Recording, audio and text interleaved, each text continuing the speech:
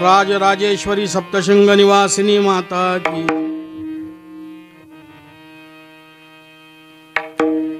अत्यंत पवित्र अशा प्रकारच्या या नगरीमध्ये, भूमीमध्ये साक्षात दैवतांच्या वास्तव्याने पुनीत झालेली भूमी। इथे अनेक सिद्ध पुरुष ज्यांनी या ठिकाणी तपाचरण वगैरे केलं, देवादिकांनी तपाचरण केलं, शिव पार्वतीने या ठिकाणी बराच काळ अशा प्रकारचा वास केलेला आहे। एक कल्प गौप्यवास। आणि जी भूमी रामवरदायिनी, त्याचप्रमाणे माऊली महावैष्णव ज्ञानेश्वर महाराजांची जी कुलस्वामिनी साक्षात, अशा अनेक साधू संतांची जी आराध्य अशा प्रकारची देवता आहे, अशी सध्या सप्तशृंग गडावरती वास करणारी राजराजेश्वरी सप्तशृंगी माता, तिचं हे जन्मस्थान ठाणे जिल्ह्यामध्ये। आता ठाणे का पालघर माहित नाही, पण वज्रेश्वरी मातेचं जन्मस्थान। नाथ पंथीय साधूंची दीक्षाभूमी, किती वर्णन करावं, लक्षात घ्या। त्याचप्रमाणे अनेक तीर्थांचं वास्तव्य ज्या ठिकाणी झालेलं आहे, म्हणजे एक हिंदीमध्ये म्हणे, हाथी के पाव में सबके पाव। हाथी के पाव में सबके पाव। तसं या ठिकाणी देव आहेत, साधू संत आहेत, नाम आहे, मंत्र आहे, लक्षात घ्या। तुका म्हणे देव भक्तांचा संगम, तेथे ओघ नाम त्रिवेणीचा। आणि त्यानिमित्ताने या ठिकाणी सुंदर अशा प्रकारचं हे वातावरण आहे, लक्षात घ्या। महाराष्ट्राला ललांभूत असणारी, महाराष्ट्रासह संपूर्ण विश्वामध्ये शक्ती रूपाने नांदणारी आमची आई जगदंबा सप्तशृंग निवासिनी, तिचं जन्मस्थान। आणि मला वाटतं या सप्ताहामध्येच तिची जन्म आहे, लक्षात घ्या। तेव्हा असा अत्यंत पवित्र योग, आणि ज्यांच्यामुळे हे सगळं ज्ञात होतंय जगाला, काय वर्णन करावं तुम्हाला सांगतो, की जगतामध्ये परमात्मा अनंत रूपाने नटलेला आहे, जगतामध्ये परमात्मा गुप्त रूपाने नटलेला आहे, गुप्त रूपाने आहे, लक्षात घ्या। या उपाधी माझी गुपित, चैतन्य असे सर्वगत, ते तत्वज्ञ संत निवडिती।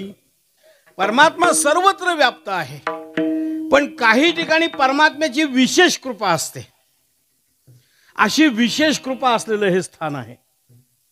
हो, वटवृक्षाचं सुंदर अशा प्रकारचं या ठिकाणी हा वटवृक्ष आहे, आणि त्याच्या सावलीखाली कीर्तन चाललेलं आहे, काय सांगावं।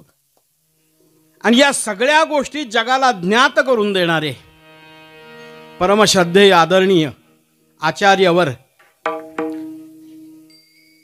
आमचे हरिभक्तपरायण, शिवभक्तपरायण, देवी भक्तपरायण, लक्षात घ्या, ज्यांनी आयुष्यभर संपूर्ण परमार्थच केला, ज्यांचं काया वाचा मन हे परमार्थाला समर्पित आहे, असे आमचे परमश्रद्धेय माधवानंद गिरीजी महाराज महामंडलेश्वर या ठिकाणी वास्तव्याला आहेत। आणि त्यांच्या योगाने हे सगळं, या भूमीचं वैभव, या भूमीबद्दल महत्व हे सगळं जगाला कळतंय। त्यांच्या कौतुकाला सीमा नाही, लक्षात घ्या।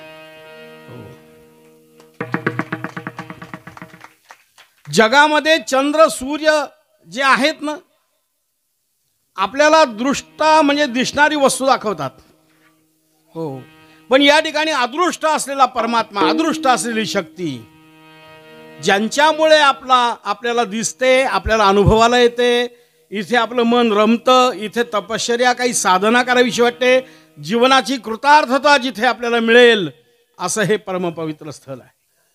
त्याच्यामुळे महाराजांचं काय वर्णन करावं, खरोखरच काहीतरी भाग्य असतं, तेव्हा असे सत्पुरुष आपल्याला जवळ लाभतात, लक्षात घ्या।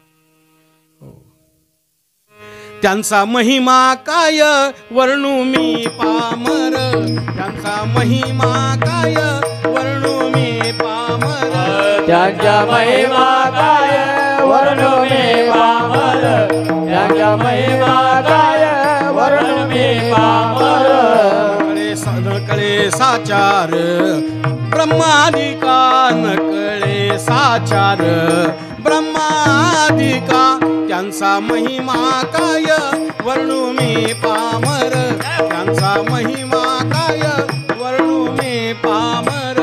नकळे साचार ब्रह्मादिका नकळे साचार ब्रह्मादिका, त्यांचा महिमा काय वर्णू मी पामर, त्यांचा महिमा काय वर्णू मी पामर. रवी दीप हिरा दाविती देखणे अदृष्ट दर्शने संतांची. आणि आपलं अदृष्ट चांगलं अदृश्य दर्शने संतांची या, पण अदृष्टात असेल तर लक्षात आपलं अदृष्ट चांगलं. मी तर माझं समजतो आज चांगलं या ठिकाणी पवित्र या भूमीचं दर्शन घडलं. लक्षात घ्या, जगाच्या पुढे हे आलं पाहिजे आणि जगाच्या पुढे येण्यासाठी आधी परिसरातल्या लोकांच्या मनात उतरलं पाहिजे. नाहीतर बरेच ठिकाणी असं एक म्हण आहे मराठीमध्ये, ज्याच्या गावची गंगा त्याच्या गोडी याला सांगा. आहे की नाही? आपल्या गावाचा काय महिमा आहे, आपल्या परिसरातला पंचक्रोशीचा काय महिमा आहे, हे गावातल्या लोकांना आधी कळलं. नाही तो होतं असं. सोप्या भाषेत सांगतो की त्या कमळामध्ये असलेला जो मध आहे ना, तो सेवन करण्यासाठी लांबून भुंगे येतात आणि त्या कमळातला मकरंद म्हणजे मध सेवन करून निघून जातात. लक्षात, तसं लांबून लांबून मुंगे येतील. आहे की नाही? इथे देवादिकांचं दर्शन घेतील, प्रसन्न होतील, त्यांचे आशीर्वाद घेतील आणि निघून जातील, जीवन कृतार्थ करून घेतील. पण गावातल्या लोकांनी तसंच असता कामा. नाही तर मग माऊली म्हणतात का, कमलकंदा आणि दरदुरी नांदणू केची घरी वगैरे वगैरे वगैरे. हो, तेव्हा सर्वांना विनंती आहे, आपल्या गावचं हे वैभव आहे. हो, एवढी तपोभूमी, तीर्थभूमी लक्षात घ्या, ज्याला आपण म्हणतो की यज्ञभूमी, हे एका ठिकाणी सापडणं अत्यंत दुर्मिळ आहे. लक्षात घ्या, 84 सिद्धांचा इथे मेळा आहे. जास्त आता बोलत नाही. लक्षात घ्या. तेव्हा महाराजांनी मला बरेचदा फोनवरती या भूमीचं महात्म्य सांगितलं, पण तुम्हाला खरं अगदी प्रामाणिक इथं उभं राहून सांगतो. नारदाच्या भूमीवरती उभं राहून खरं बोलावं, खोटं बोलू नाही, मर्यादा आहे इथली. महाराजांनी ज्याच्या वेळेला मला इथली माहिती सांगायला सुरुवात केली ना, मी मनात विचार करायचो माझ्या डोक्याला मुंग्या यायला लागल्या. माहितीच एवढी जबरदस्त, डिटेल्स सहित सगळी, कोणत्या गावाला काय, कोणत्या गावाला काय, पद्मालयला काय, एरंडोलला काय, इकडे काय, तिकडे काय, अगदी आमच्या निफाड तालुक्यामध्ये सुद्धा लक्षात घ्या, आंदरसुल्ला काय, नगरसुल्ला काय, एवढे डिटेल्स ज्या वेळेला एखादी व्यक्ती, एखादा महापुरुष, एखादा साधक देतो, त्यावेळी त्याच्या मागे त्याची साधना असते, त्याच्या मागे त्याची तपश्चर्या असते. आणि त्याच्यामुळे म्हटलं महाराजांना मला फक्त 1 वर्ष 1.5 वर्ष तरी द्या कमीत कमी, मग मी थोडंफार याच्यातनं काहीतरी शिकेल आणि मग जरा चांगलं मांडेल. तोपर्यंत आपलं परंपरेने चालत झालेलं चालले. विठ्ठल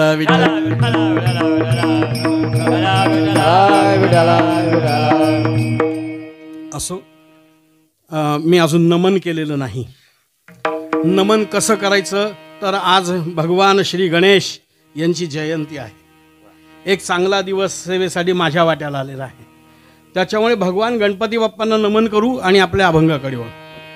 प्रथमरंबिलंबोदर प्रथमरंबिलंबोदर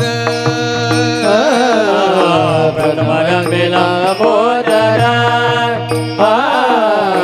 प्रथमरंबिलंबोदर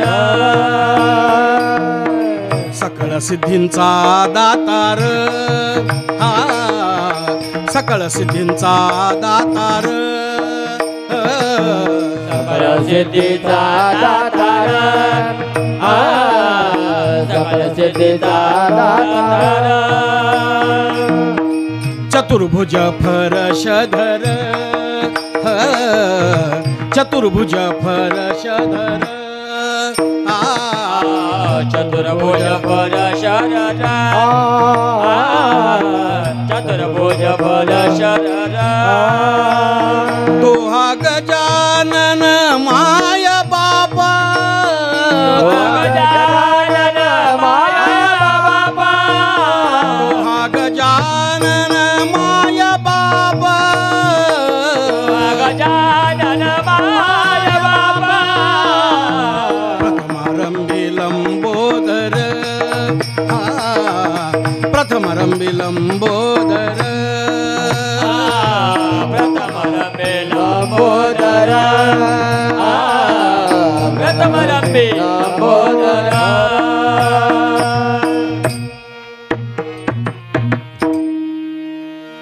तेव्हा या पवित्र क्षेत्रातल्या या सर्व सिद्धांना, दैवतांना, भगवान भोलेनाथांना, आदिशक्ती मुक्ताबाईला, सद्गुरू श्री जोग महाराज, सद्गुरू श्री धुंडा महाराज, त्याचप्रमाणे राजराजेश्वरी सप्तशृंगी माता, वज्रेश्वरी माता आदी करून सर्वांनाच वंदन करतो, महाराजांना वंदन करतो. आणि खरं म्हणजे महाराजांनी तरी मला कसं बोलवलं, ज्यांच्यामुळे तो इथे येण्याचा योग आला ना ते तुमच्या समोर आहे, तुमच्यामध्येच आहेत. या ठिकाणी या संपूर्ण कार्यक्रमाचं चित्रीकरण करणारे जे आहेत साईनाथजी भालेराव माझे विद्यार्थी आहेत. मी ज्युनियर कॉलेज टीचर, रिटायर झालो आता, पण टायर मोल्डिंग करून करून वापरतोय सध्या. तेव्हा असे माझे विद्यार्थी अत्यंत गुणवान, सुंदर अशा प्रकारचं व्यक्तिमत्व आहे. त्यांच्यामुळे या ठिकाणी ही सेवेची संधी मिळाली. आणि या ठिकाणी सुंदर अशा प्रकारची गायक वादकांची सुंदर साथ आहे. नामदेव महाराज आहेत, आदी करून सर्व विणेकरी महाराज, टाळकरी, भालदार, चोपदार, मृदुंगाचार्य, हार्मोनियम वादक आदी करून सर्व. आणि सर्वात महत्त्वाची गोष्ट साऊंड सिस्टीम, ज्याच्यावरती माझा आवाज तुमच्यापर्यंत पोहोचतो व्यवस्थिशीर, हे शेवटपर्यंत चालू द्या बरं का. नाही तर मधून शिट्ट्या किंकाळ्या. फार सुंदर व्यवस्था आहे. सर्वांना नमस्कार. तुम्हाला सर्वांना नमस्कार. माता भगिनी सर्वांना नमस्कार. अभंगाकडे वळतो.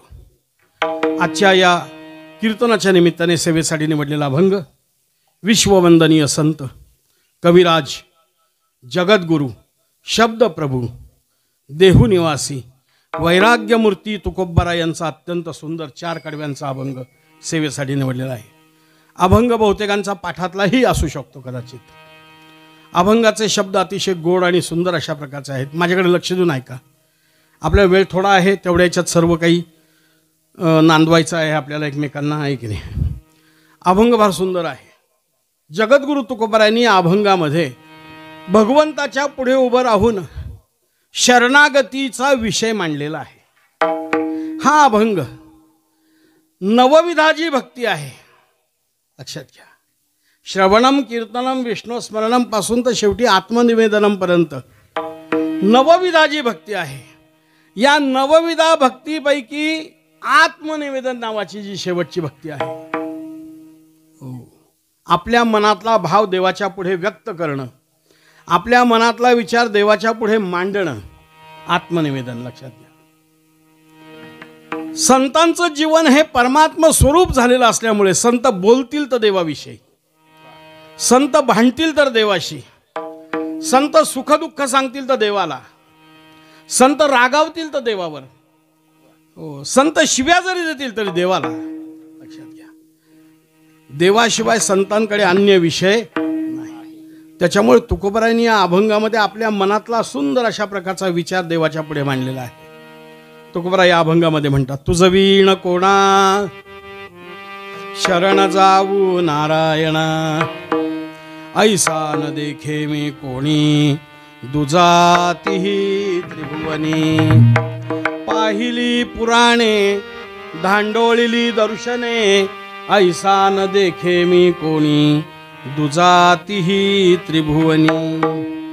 तुका म्हणे पायी जडुनी ठेलो तुझी ठाई, ऐसा न देखे मी कोणी दुजातीही त्रिभुवनी. विठ्ठल विठ्ठल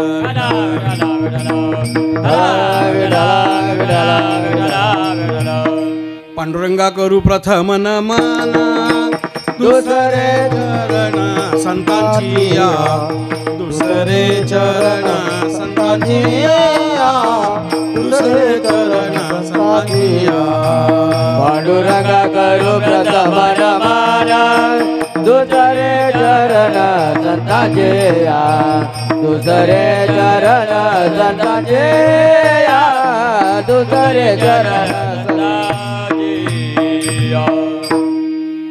अभंग सुंदर आहे. अभंगाचा शब्दशः अर्थ ऐका. जगद्गुरु तुकाराम महाराज पांडुरंगरायाच्या समोर उभेत आणि पांडुरंगाला प्रश्न करतायत. लक्षात घ्या.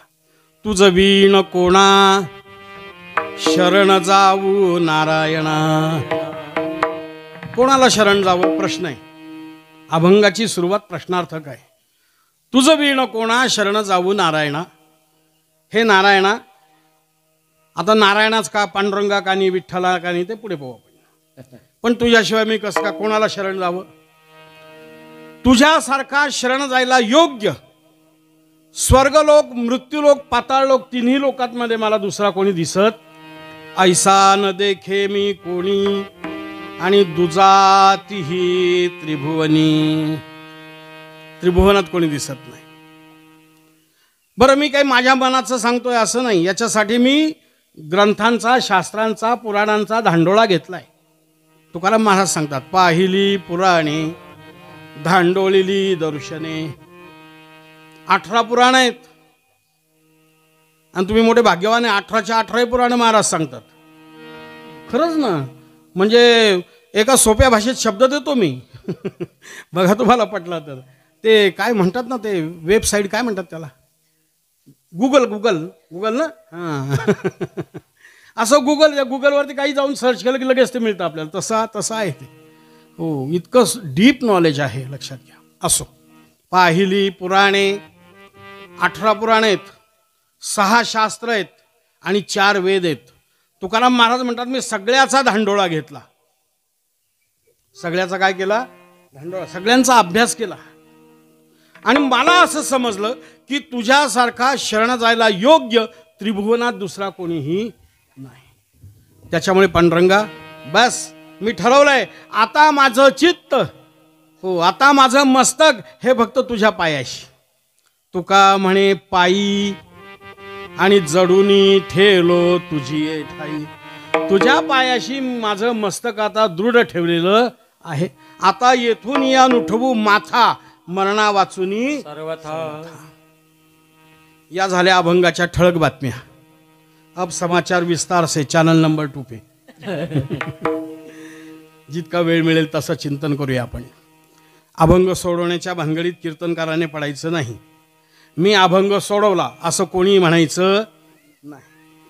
हो काही जे अत्यंत ज्ञानाचे सागर आहे त्यांना मी त्यांचा अपवाद सोडून कीर्तनकाराने कधीही मी अभंग सोडवला असं म्हणायचं की मला थोडं पुढे जाऊन सांगतो. आम्ही अभंगाला सोडवण्यासाठी नसून अभंग आम्हाला सोडवण्यासाठी. अभंग आम्हाला सोडवण्यासाठी. आणि याच्यासाठी प्रमाण सांगतो. जळी दगडासहित वह्या तारी येल्या जायच्या. ज्या दगडांनी अभंगांना धरलं ते दगड सुद्धा काय झाले. मग अभंग आपल्याला तारण्यासाठी येत. आपण अभंगाला सोडवू शकत नाही. त्याच्यावर मी अभंगावरती माझ्या अल्पमतीप्रमाणे चिंतन केलं असं कीर्तनकाराने म्हणायला पाहिजे. विठ्ठल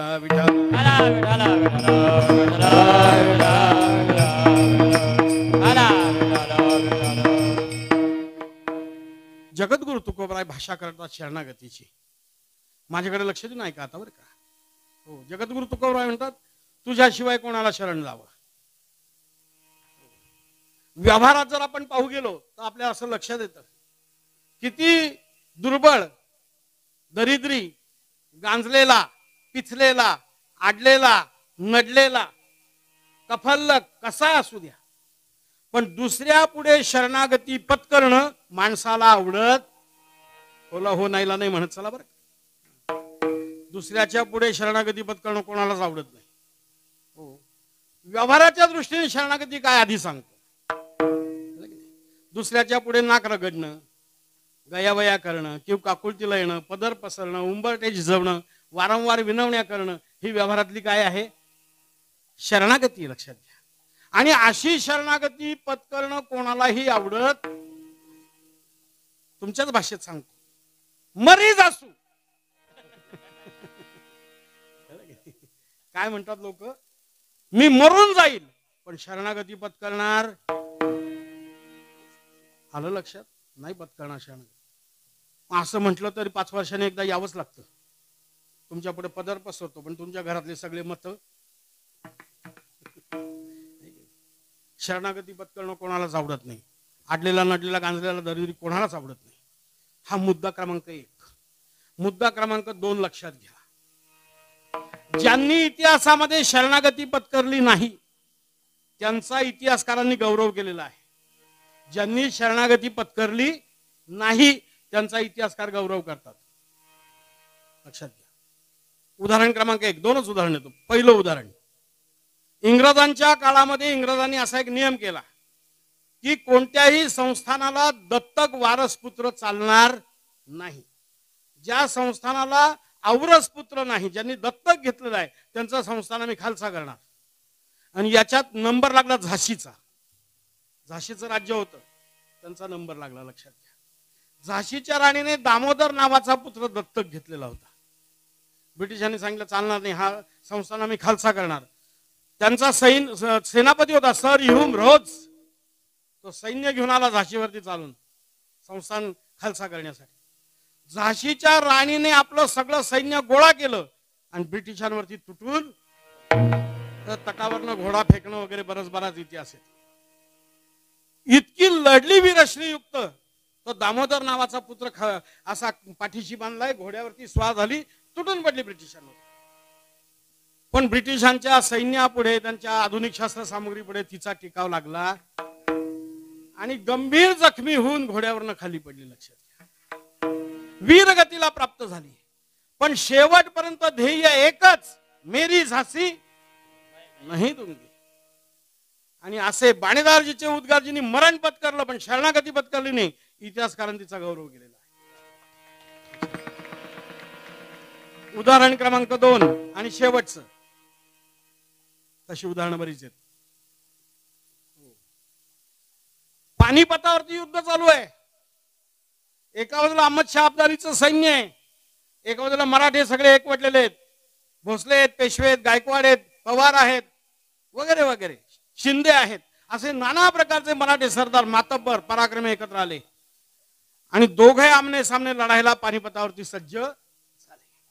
तुंबळ युद्ध सुरू झालं. युद्धामध्ये मराठ्यांकडचा सेनापती दत्ताजी शिंदे लढाई करता करता करता त्याच्यावरती शस्त्रास्त्रांचे घाव झाले आणि घायाळ अवस्थेमध्ये, रक्तबंबाळ अवस्थेमध्ये घोड्यावरनं खाली पडले. अहमदशाह अब्दाली घोड्यावरनं फिरत फिरत तिथे आला आणि त्याने पाहिलं की मराठ्यांचा पराक्रमी सरदार जखमी होऊन खाली पडलेला आहे. त्याने त्या घायाळ अवस्थेतल्या दत्ताजी शिंदेंना प्रश्न केला, हाँ क्यों पटेल जी, क्या और फिर भी लढेंगे? दत्ताजी शिंदेंनी त्या घायाळ अवस्थेत उत्तर दिलं, हाँ हाँ बचेंगे तो और फिर भी. दत्ताजी शिंदेंनी वीरगती प्राप्त करून घेतली पण शरणागती केली. मुरारबाजी देशपांडे, बाजीप्रभू देशपांडे, किती उदाहरणं द्यावी. आणि या सगळ्यांचा इतिहासकार गौरव करतात. दुसरा मुद्दा संपला. पहिला मुद्दा माहिती तुमच्या लक्षात राहिलाय की किती गरीब असला तरी त्याला शरणागती पत्करणं आवडत नाही. दुसरा मुद्दा, ज्यांनी शरणागती केलेली नाही इतिहासकार त्यांचा काय करतात? गौरव करतात. मग प्रश्न मनामध्ये निर्माण असा होतो, तुकोबरायांनी देवाच्या पुढे शरणागती का पत्करली? विठ्ठल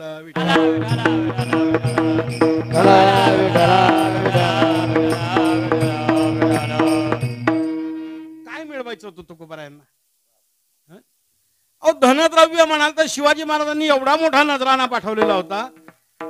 पण आमच्या वैराग्य संपन्न असलेल्या तुकोबरायांनी सगळ्याच्या सगळा जसाच्या तसा पाठवला. माझ्यासारखे बुवा असे तर म्हटले असं पुढच्या वर्षी पण पुन्हा पाठवा. सगळ्याच्या सगळा नजराणा जसा तसा पाठवला. इतका वैराग्याचा मूर्तिमंत पुतळा पण देवाच्या पुढे शरणागतीची भाषा करतोय. हो, काय मिळवायचं होतं? हो, बरं, घरामध्ये परंपरेने खूप संपत्ती आली म्हणावं तर असंही पण नाही. आम्ही सदैव सुडके, जवळी येता चोर धाके वगैरे वगैरे वगैरे, अशा प्रकारे ज्यांची दैन्यावस्थी संसाराची आहे ते सुद्धा तुकोबरा आहे. हो, कोणाचं काही स्वीकारत नाही. मग तुकोबरांना काय मिळवायचं होतं म्हणून शरणागती. विठ्ठल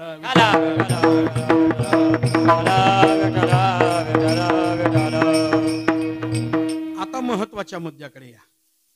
तुकोबरायांची भाषा शरणागतीची आहे. मग तुकोबरायांना काही मिळवायचं पण नाहीये, बरोबर आहे की नाही? तरी तुकोबरा शरणागतीची भाषा का करतात? आता याचं एक महत्वाचा भाग तुमच्या पुढे मांडतोय, लक्षात घ्या. शरणागतीचे 2 प्रकार आहेत. किती प्रकार आहेत? तुकोबरांना काय मिळवायचं होतं? शरणागतीची भाषा करतात.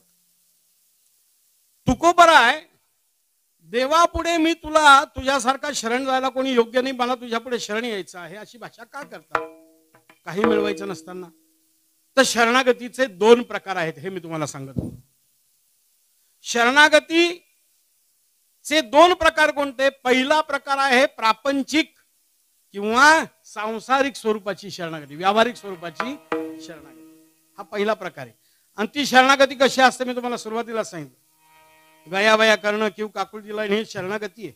नाक रगडणं झालं, आता पुढच्या महिन्यापासून सुरुवातच होईल त्याला नाक रगडायला, म्हणजे याच महिन्यात, नाही का? 12वीच्या 10वीच्या परीक्षा सुरू झाल्या की मारुतीच्या मंदिराच्या उंबऱ्याला साल राहायचं नाही. तेव्हा मारुतीराया काही अभ्यास नाही केला रे बाबा, सांभाळलेले रे भाऊ. काय तुमची भाषा मला तेवढी येत नाही. इकडे लक्ष द्या. महत्वाचा भाग असा आहे, आम्ही शरणागती करतो, संतही शरणागती करतात, पण आमची शरणागती प्रापंचिक स्वरूपाची आहे, स्वार्थातून निर्माण झालेली शरणागती आहे, स्वार्थमूलक शरणागती आहे. तर संतांची शरणागती ही शुद्ध पारमार्थिक किंवा आध्यात्मिक स्वरूपाची शरणागती. किती प्रकार सांगितले शरणागतीचे? 2. एक प्रापंचिक व्यावहारिक सांसारिक शरणागती, आणि दुसरी आध्यात्मिक किंवा पारमार्थिक स्वरूपाची शरणागती. तुकोबरायांची भाषा जी आहे शरणागतीची, ती आध्यात्मिक किंवा पारमार्थिक स्वरूपाच्या शरणागतीतून आलेली आहे. विठ्ठल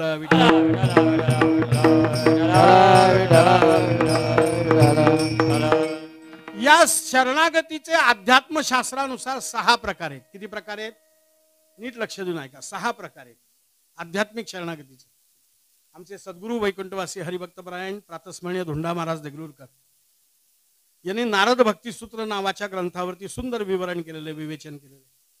त्या ग्रंथामध्ये त्यांनी भक्तिशास्त्र ग्रंथातलं एक उदाहरण दिलेलं आहे. भक्त जी शरणागती करतो ना, तिचे 6 प्रकार आहेत. कोणते 6 प्रकार? नीट लक्ष देऊन ऐका. अनुकूलस्य संकल्प, प्रतिकूलस्य वर्जनम, रक्षिष्यतीति विश्वास, गोप्तृत्वे वर्णम तथा आत्मनिक्षेप कार्पण्ये षड्विधा शरणागती. 6 प्रकारचे अंग शरणागतीचे, लक्षात. भक्तिशास्त्रकार सांगतात पहिलं शरणागतीचं अंग. पहिली शरणागती कोणती? म्हणजे अनुकूलस्य संकल्प.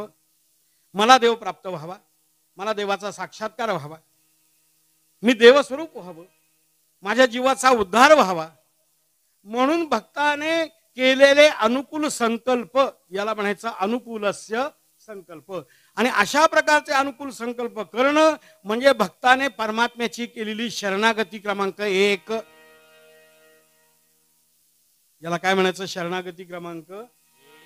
तुकोबरायांनी अशी शरणागती केली, माऊलींनी शरणागती केली. त्यांच्याच भाषेत सांगतो, मध्यम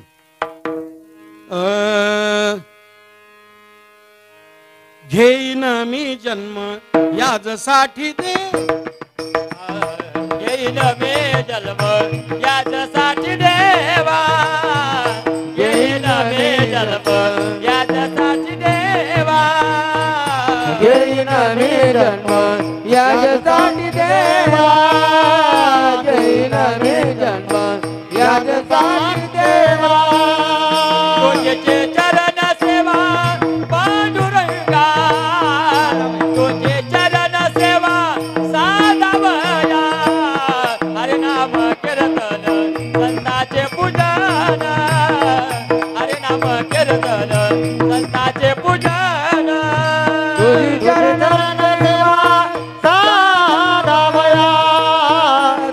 चरण सेवा साधमया हरिनाम कीर्तन संतांचे पूजन हरिनाम कीर्तन संतांचे पूजन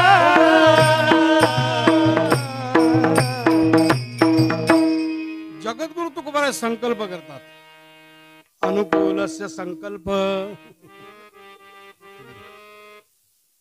काय संकल्प आहे? घेईन मी जन्म याजसाठी देवा. लक्षात घ्या. माऊली संकल्प करतात माझ्या जीवीची आवडी पंढरपुरा नेईन गुढी. मराठीतली जेवढी क्रियापद आहेत ना बघा तुम्ही, बरीचशी क्रियापद संकल्प वाचक आहेत. माझ्याकडे लक्ष देऊ नका.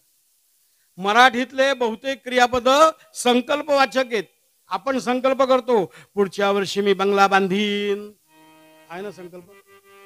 पुढच्या वर्षी मी भाऊबंदाचा नम्राचा दगड तिकडे सरकवीन, त्याचा थोडासा बाण कोरीन, त्याच्यावरती बळच कोर्टामध्ये खटला नेईन.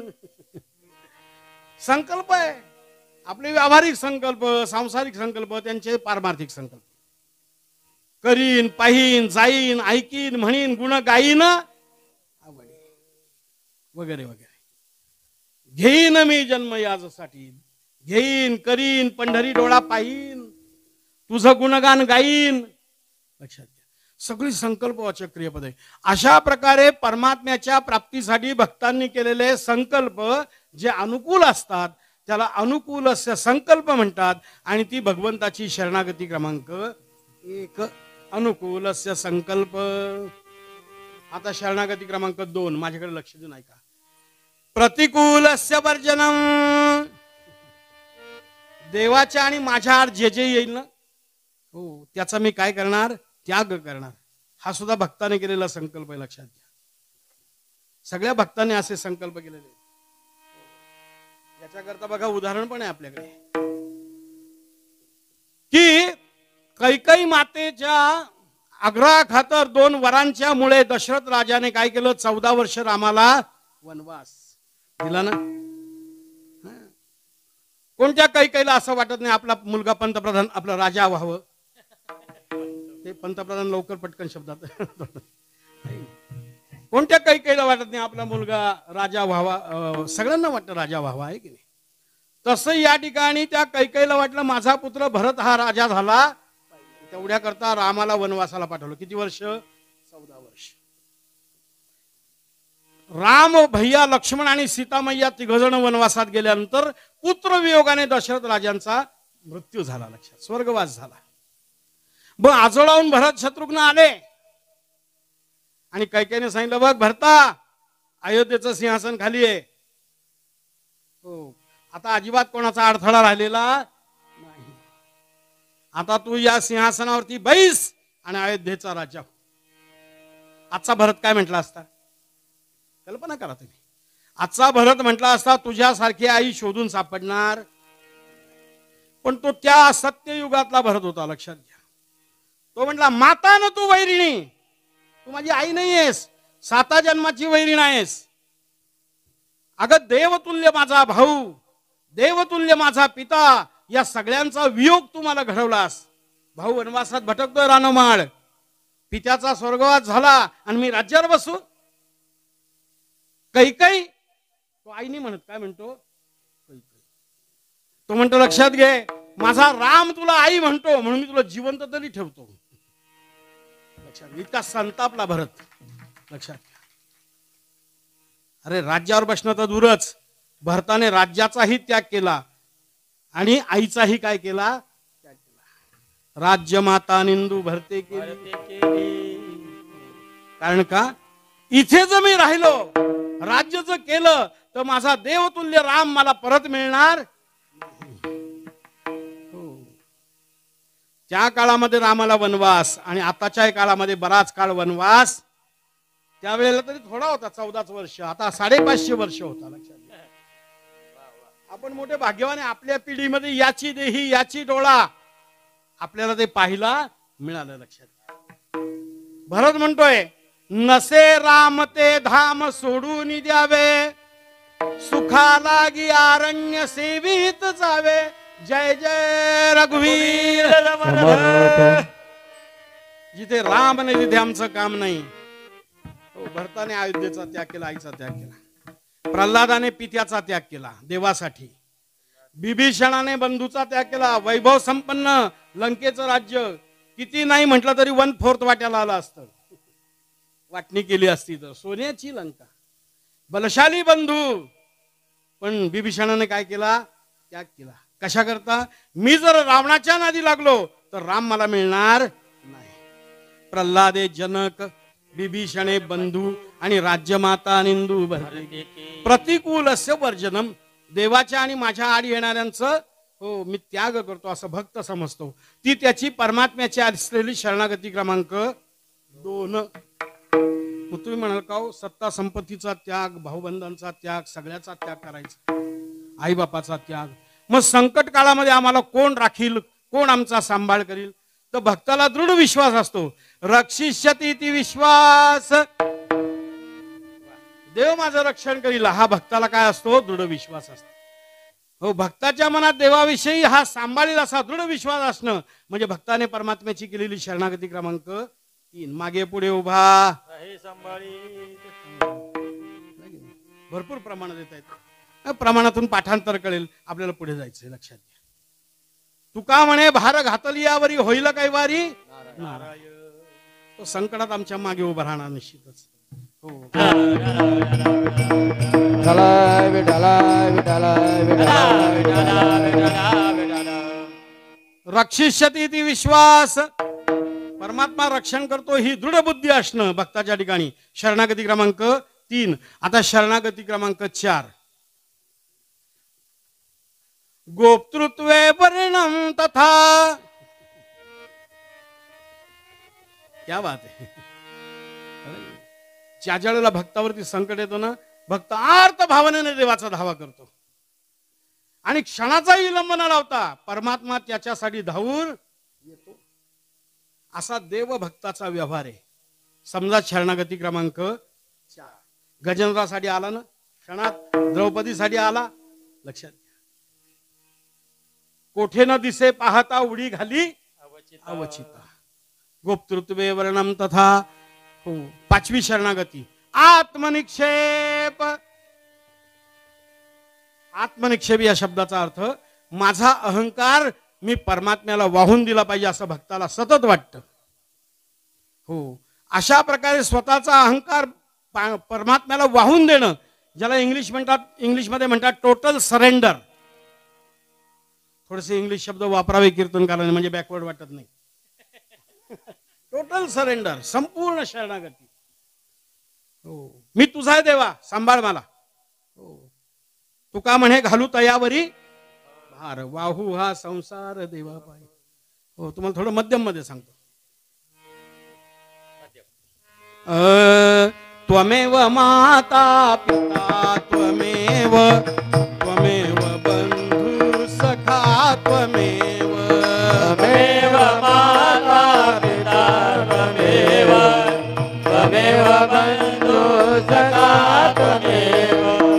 त्वमेव विद्या द्रविणं त्वमेव, त्वमेव विद्या द्रविणं त्वमेव, त्वमेव विद्या द्रविणं त्वमेव.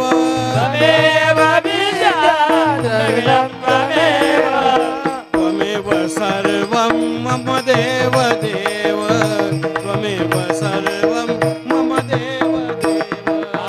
त्वमेव सर्वं मम देव देव, त्वमेव सर्वं मम देव देव. देवा तूच माझी आई, त्वमेव माता पिता, त्वमेव बंधुश्च सखा त्वमेव. तूच माझा सखा, इष्टमित्र, सगळे सोयरे जे काय असेल ते तूच आहेस. हो, तूच मला मिळणारी विद्या, तूच मला मिळालेलं द्रव्य, हे सगळं तूच आहेस, मी काही नाही. याला टोटल सरेंडर म्हणतात. ही संपूर्ण शरणागती. हो, आत्मनिक्षेप. आपण देवाला सर्व देतो पण देवाला स्व देत नाही. परमात्मा सांगतात सगळं देशील काही उपयोग नाही होणार, स्व दे. परमात्मा काय मागतात? स्व मागतात. मी नाही सांगत माझ्या बदलचं. हो, परमात्मा ज्ञानेश्वरीमध्ये सांगतात, दया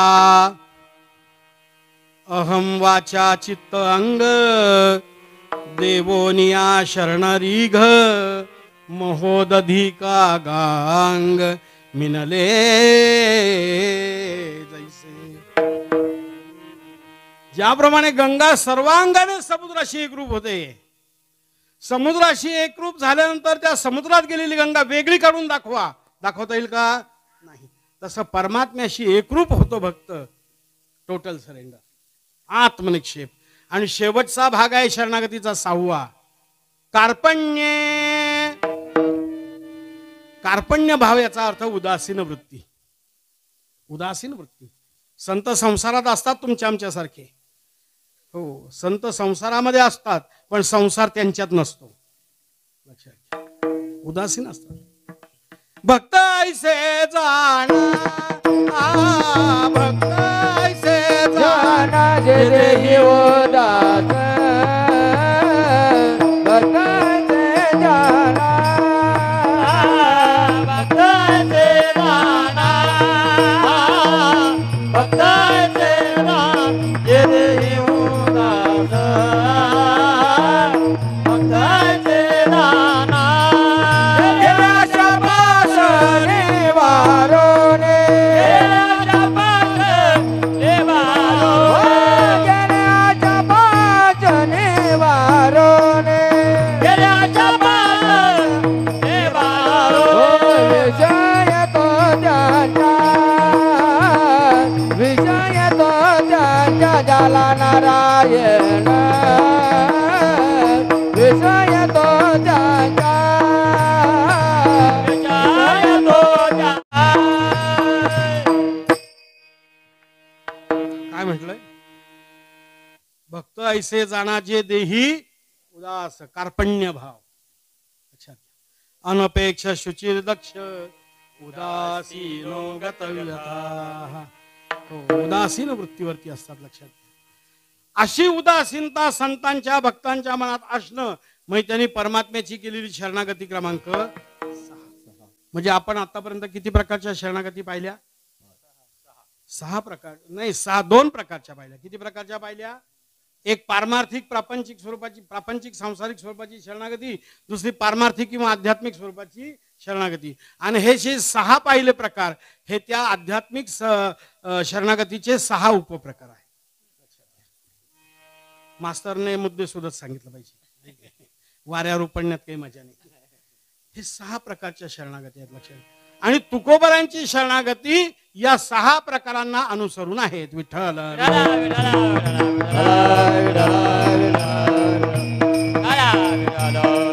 म्हणून जगद्गुरु तुकोबराय भगवंताच्या पुढे उभे तो आणि प्रश्न करतायत अभंगाच्या पहिल्या चरणात. तुझ बिन कोणा,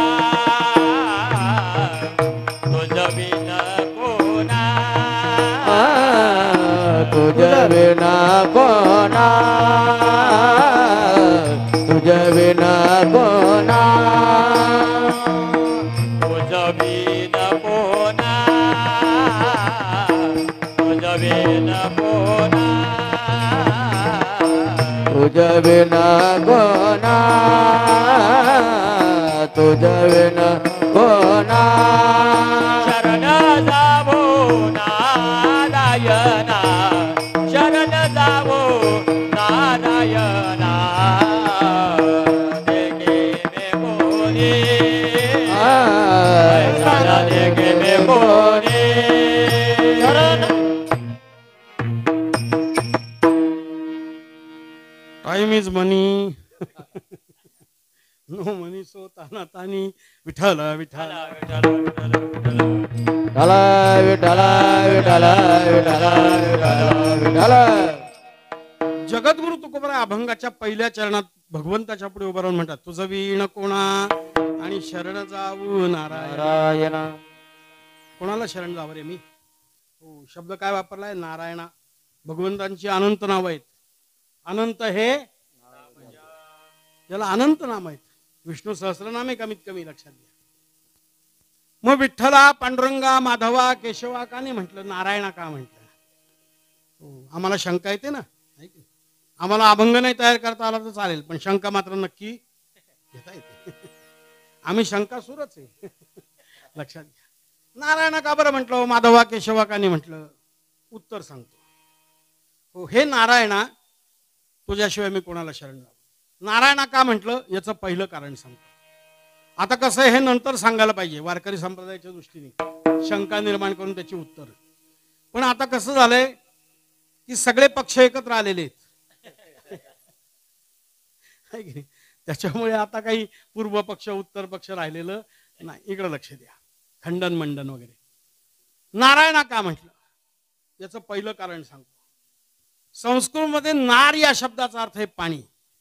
नार म्हणजे काय? पाणी. आणि आयन या शब्दाचा अर्थ आहे घर. पाणी हे ज्याचं राहण्याचं घर त्याला काय म्हणायचं? नारायण. त्याला काय म्हणायचं? बघा तुम्ही क्षीरसागरामध्ये शेषशाही नागावरती भगवान पोहडलेले आहेत. चारी बाजूला अथांग पाणी आहे. लक्ष्मी आई साहेब पार चोरतात ते लक्षात. हो, पाणी हे ज्याचं राहण्याचं घर त्याचं नाव नारायण. पहिला भाग. दुसरा भाग सांगतो. नार म्हणजे पाणी हे सांगितलं. पाण्याला दुसरा समानार्थी शब्द जीवन. पाण्याला समानार्थी दुसरा शब्द काय आहे? जीवन. आपल्या आयुष्याला सुद्धा समानार्थी शब्द जीवन. आयुष्याला काय म्हणतो आपण? जीवन. जिंदगानी, जीवन. आलं लक्षात? आणि आपल्या जीवनासाठी ते जीवन उपयोगाचं आहे. जीवन म्हणजे पाणी. जीवन म्हणजे काय? पाणी. जीवनासाठी ज्याप्रमाणे पाणी म्हणजे जीवन उपयोगाचं आहे म्हणून मागून घेतलं, त्याप्रमाणे जीवनासाठी परमात्मा सुद्धा महत्वाचा आहे. लक्षात घ्या. परमात्मा महत्वाचा आहे. हो. हरिविण जन्म नरकाची बाई जाणार किंवा ते व्यर्थ आहे जीवन. लक्षात घ्या. हे कोरोनापासून जरा टपाल उशीर यायला लागलं. इकडे लक्ष द्या. विठ्ठल विठ्ठल.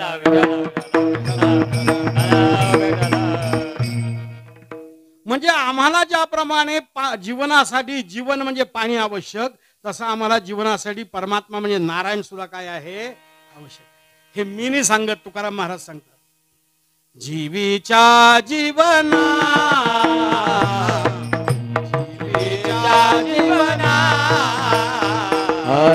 जीवेचा जीवना जीवेचा जीवना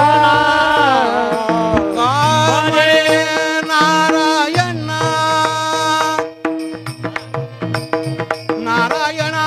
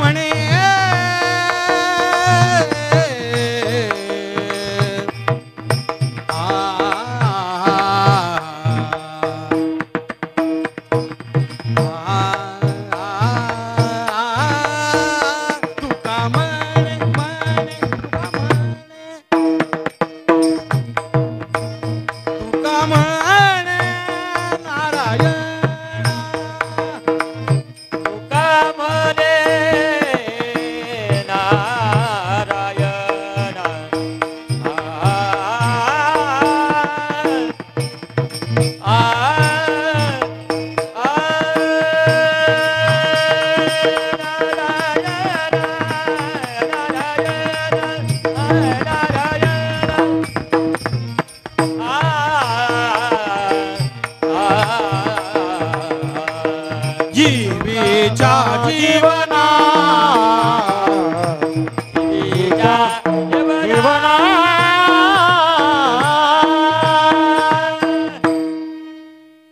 परमात्मा नारायण म्हणजे आमच्या जीवाचं जीवन आहे.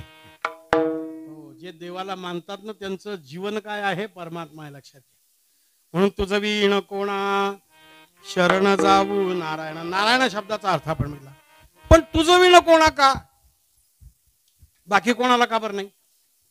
याची काही कारण आहेत. त्याचं पहिलं कारण सांगतो की परमात्म्याचा स्वतःचाच आदेश आहे, सर्व धर्मान परित्यज्य मामेकम शरणम व्रज. अर्जुना, बाकी सगळं सोड, मला शरण ये. एकदा तू मला शरण आला ना की मग बघ तू, सगळं टेंडर मी घेतो. या कौरवांना कसं उलटवून लावायचं, परतवून लावायचं, पराभूत करा, मला सांग. तू माझ्यावर टाक सगळा भार. तू फक्त मला शरण ये, बाकीचं सोड सगळं. लक्षात घ्या, परमात्म्याचा सक्त आदेश आहे, तू फक्त मला शरण ये. हो, माऊली ज्ञानेश्वरी वर्णन करतात, जो होय मजा अनन्य शरण त्याचे निवारी मी जन्म आणि मरण. या लागी शरणागता शरण्य मीची एको.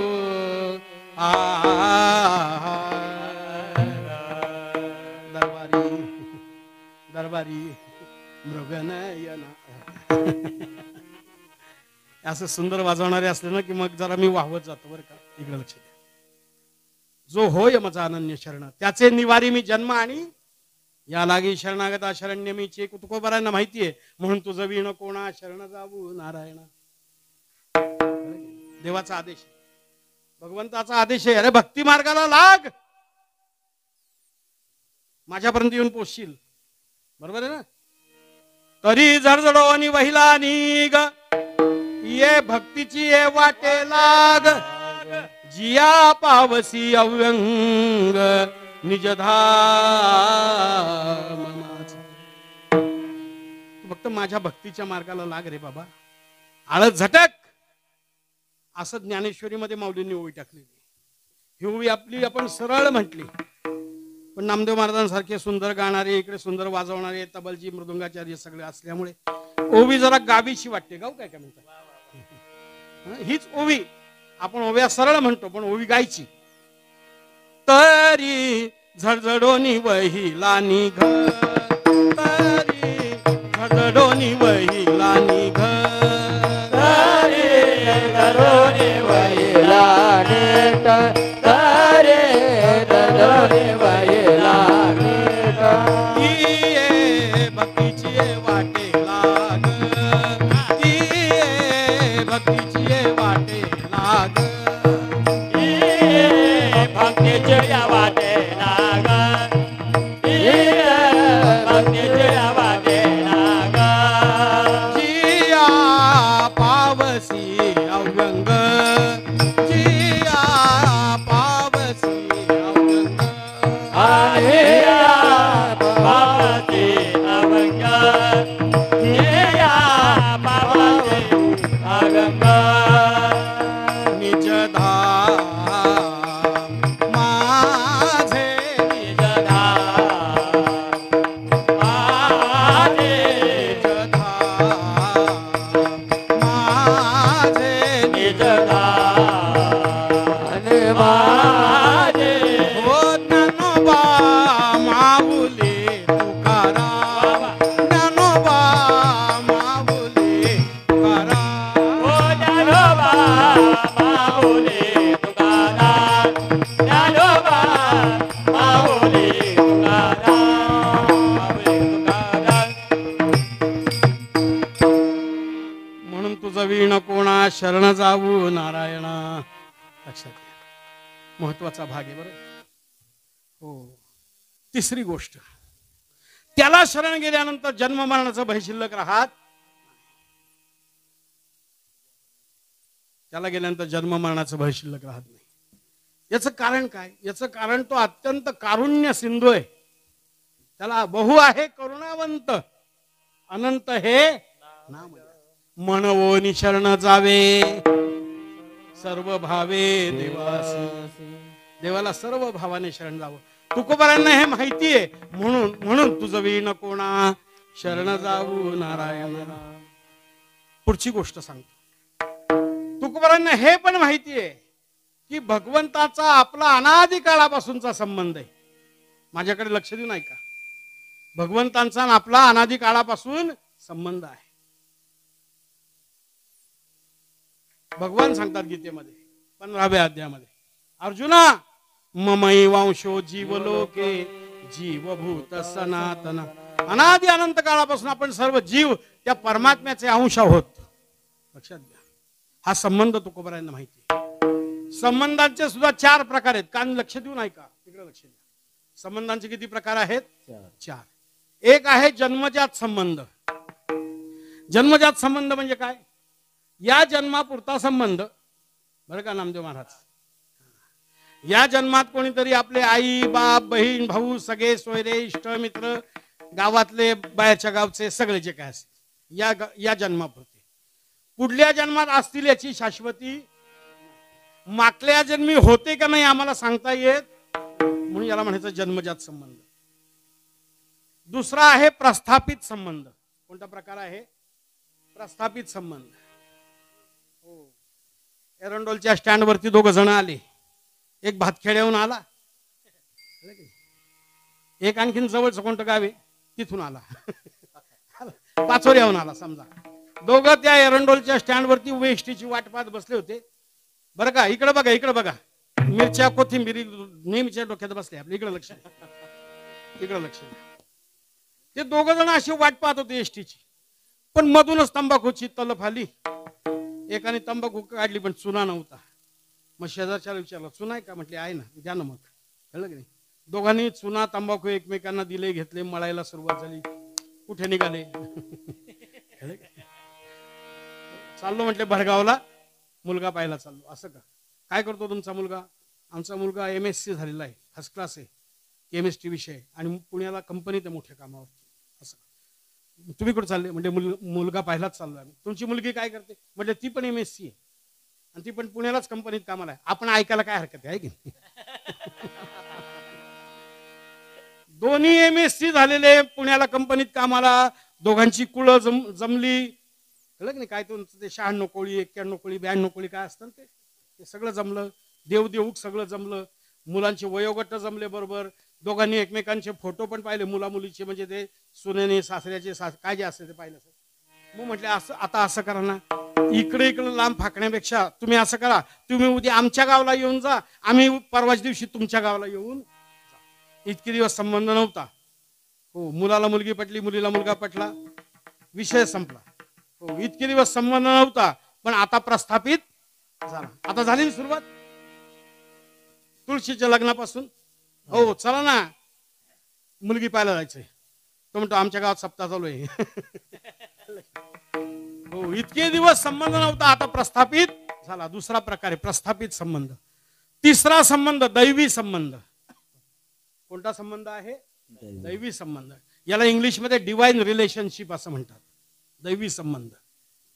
मी तुमच्या जातीचा नाही, पातीचा नाही, भाऊबंद नाही, गावाचा नाही, शिवाचा नाही, बरोबर आहे ना?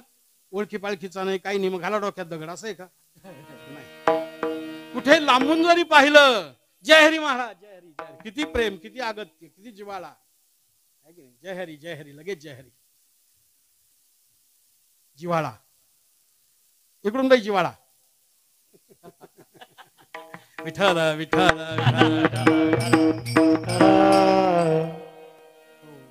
म्हणून ते 2 स्वाध्यायी एकमेकांना भेटले की जय योगेश्वर, जय योगेश्वर.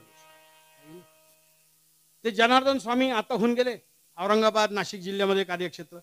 ते शिष्य एकमेकांना भेटले, जय जनार्दन का दे दनादन, जय जनार्दन.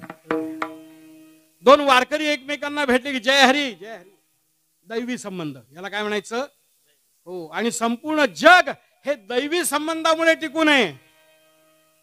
ज्यांना दैवी संबंधाची किंमत कळत नाही, ते इस्रायल आणि पॅलेस्टाईन. हो, आम्ही सगळे एकमेकांना, आमची माऊली सांगतात, भूता परस्परे जडो मैत्र जीवन. लक्षात, दैवी संबंध आहे. हे दैवी संबंध फार महत्वाचे आहे. आणि चौथा आणि शेवटचा तुम्हाला सांगितला, सत्य सनातन संबंध. अनादि अनंत काळापासून आम्ही जर परमात्म्याचे अंश आहोत, तर आम्ही परमात्म्याकडे जाणं, त्याची शरणागती करणं हे आमचं कर्तव्य आहे. म्हणून तुझं वीण कोणा शरण जाऊ नारायण. तुकोबारा म्हणतात, तुझ्यासारखा शरण झाला नाही रे योग्य दुसरा कोणी. अभंगाचा दुसरा चरण. ऐसा न देखो मी कोणी, ऐसा न देखो मी कोणी,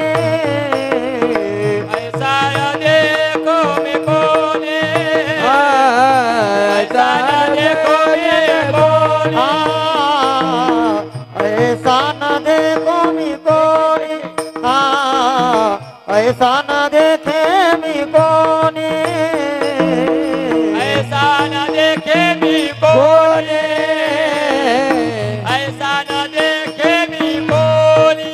दुधाती त्रिभुवानी, दुधाती त्रिभुवानी, ऐसा न देखे मी कोणी, ऐसा न देखे मी कोणी. जगद्गुरु तुकोबराय दुसऱ्या चरणात म्हणतात ऐसा न देखे मी कोणी. स्वर देत चला बरं का, मी स्वरात फार कच्चा आहे त्याच्यामुळे.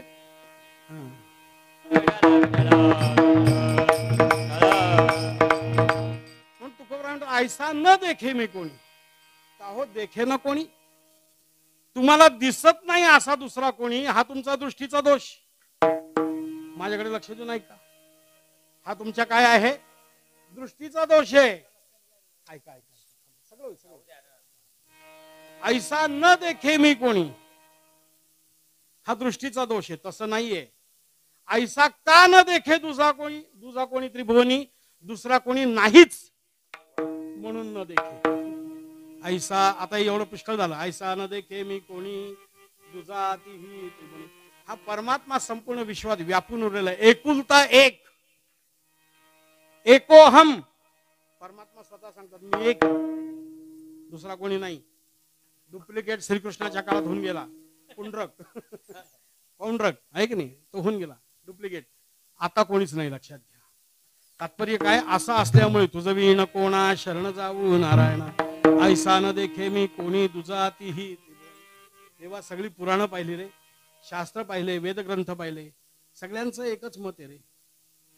पाहिले पुराणे, पुराणे पाहिले, पुराणे, पुराणे पाहिले, पुराणे, पुराणे पाहिले, पुराणे. भांडोळीली गोरख कल्याण दरुशने,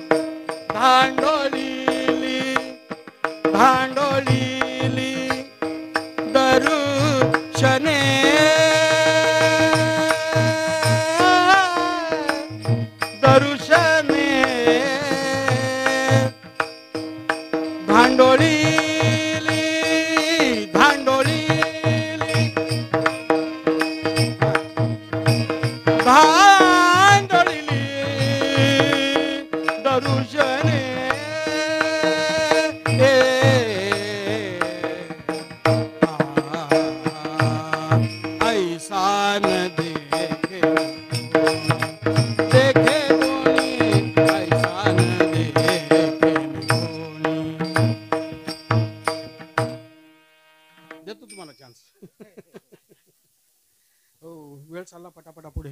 पाहिली पुराणे, दांडोळीली दर्शने. किती पुराणं सांगितली? तुकाराम महाराज म्हणतात 18ही पुराणं पाहिली, 4ही वेद पाहिले, 6ही शास्त्र पाहिले, आणि सगळ्यांचं एकच मत आहे, देवाला शरण गेलं पाहिजे. बरं, तुकोबारायांचं जे मत ना तेच आमच्या माऊलींचं मत, तेच आमच्या नाथ महाराजांचं मत, तेच आमच्या निळोबारायांचं मत, ते सर्व संतांचं मत.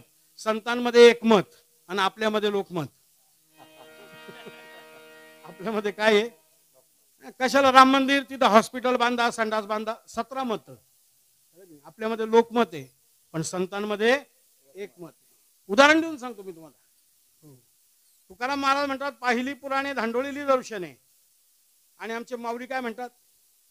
चहुवेदी जाण साई शास्त्री कारण, चहुवेदी जाण साई शास्त्र कारण, चहुवेदी जाण साई शास्त्र कारण, चहुवेदी जाण साई शास्त्र कारण. अठरा हे पुराण हरेचे गाते,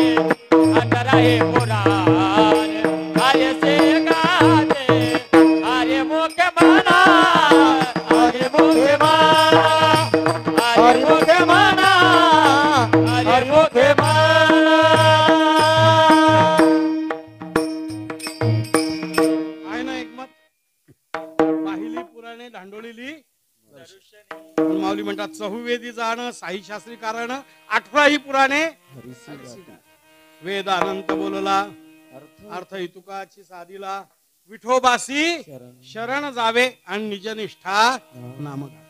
भगवंताची शरणागती हाच वेदांचाही, शास्त्रांचाही आणि पुराणांचाही प्रतिपाद्य विषय. विठ्ठल विठ्ठल म्हणून तुझवी न कोणा शरण जाऊणार आहे. बस बस, तुझ्याशिवाय शरणागतीला दुसरा कोणी नाही. वेदशास्त्र पुराण आम्हाला हेच सांगतायत. वेळ थोडा असल्यामुळे मी सगळंच सांगून टाकलं तुम्हाला पटापटापटा. आता देवा, आता माझं चित्त मी तुमच्या पायाशी स्थिर करून ठेवणार. अभंगाचं शेवटचं चरण. तुका माने पायी, तुका माने पायी, तुका माने पायी, तुका माने पायी, ओ तुका म्हणे पायी, तुका म्हणे पायी, तुका म्हणे पायी, तुका म्हणे पायी. जळून राये तुझे ठाण,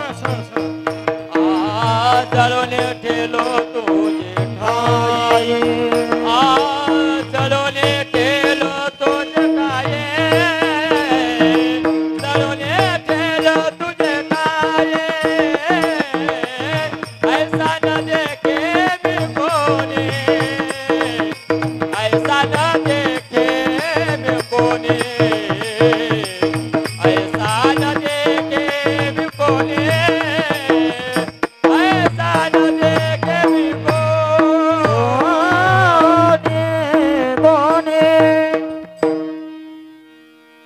भजन शिकणं काही फार अवघड नाही. असं जरा चांगली भक्तिगीतं, भावगीतं मनापासून ऐकली ना की आपल्याला सुद्धा भजन म्हणता येतं तालासुरावर. रचिल्या ऋषी मुनी, इकडे लक्ष द्या, इकडे लक्ष द्या. तुका म्हणे पायी आणि जडून ठेलो तुझी ये, पायाशी जडून का ठेवली. आम्हाला पुन्हा शंका आली. देवाचं श्रीमुख इतकं सुंदर असताना तुकोबराय पायाचं वर्णन करतात. तुका म्हणे पायी आणि जडून ठेवलो तुझी ये, पायीच का. वास्तविक तुझे श्रीमुख सुंदर, राम बरवा, कृष्ण बरवा, हरी बरवा बाई अन्न वगैरे वगैरे सुंदर ते ध्यान, राजास सुकुमार मदनाचा पुतळा. असं असताना पायीच का. गडबड करू नका, थांबा 5 मिनिटं. इकडे लक्ष द्या. तुका म्हणे पायीच का. त्याचं पहिलं कारण सांगतो. पायीच का. देवाचे पाय सम आहेत. देवाचे पाय कसे आहेत. सम. विटेवरी ज्याची पाऊले, समचरण सर्वजम सांद्र निलांबुदाभम वगैरे वगैरे. हो, विटेवरी ज्याची पाऊले, समान तोची एक दान शूर. पुढे सांगून टाक. समचरण दृष्टी विटेवरी, त्याचे पाय सम आहे. म्हणजे तिथे विषम भाव नाही. राजा जाओ, रंक जाओ, श्रीमंत जाओ, गरीब जाओ, ज्ञानी जाओ, अज्ञानी जाओ, स्त्री जाओ, पुरुष जाओ, लहान जाओ, मोठा जाओ, सगळ्यांवरती तो समभावाने कृपा करतो. त्याच्या पायामध्ये विषमता नाही. म्हणून तुका म्हणे पाय. पहिला भाग माझ्याकडे लक्ष देऊन ऐका. दुसरा महत्वाचा भाग आहे. देवाच्या पाय, देवाचे पाय म्हणजे सुखाचं जन्मस्थान आहे. देवाचे पाय म्हणजे सुखाचं काय आहे. जन्मस्थान आहे. वेळने आपल्याला नाही घेतलं असतं प्रमाण. सुख वसे तुझे पायी,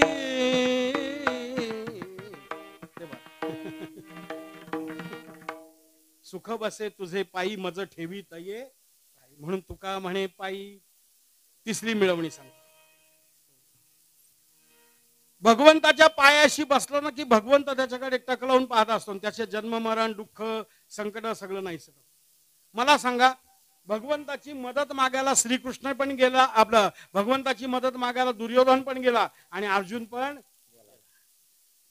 पण दुर्योधन जो होता ना घमेंडी होता जरासा. मी हस्तिनापूरचा 22 सम्राट आहे. गवळ्याच्या पायाशी कसा बसू. बरदिस्ती दुसरी खुर्ची ठेवली. भगवंताची योजना मुद्दा म्हणून खुर्ची नाही, एकच पलंग फक्त बसायला, दुसरी जागाच नाही. तो घमेंडी आला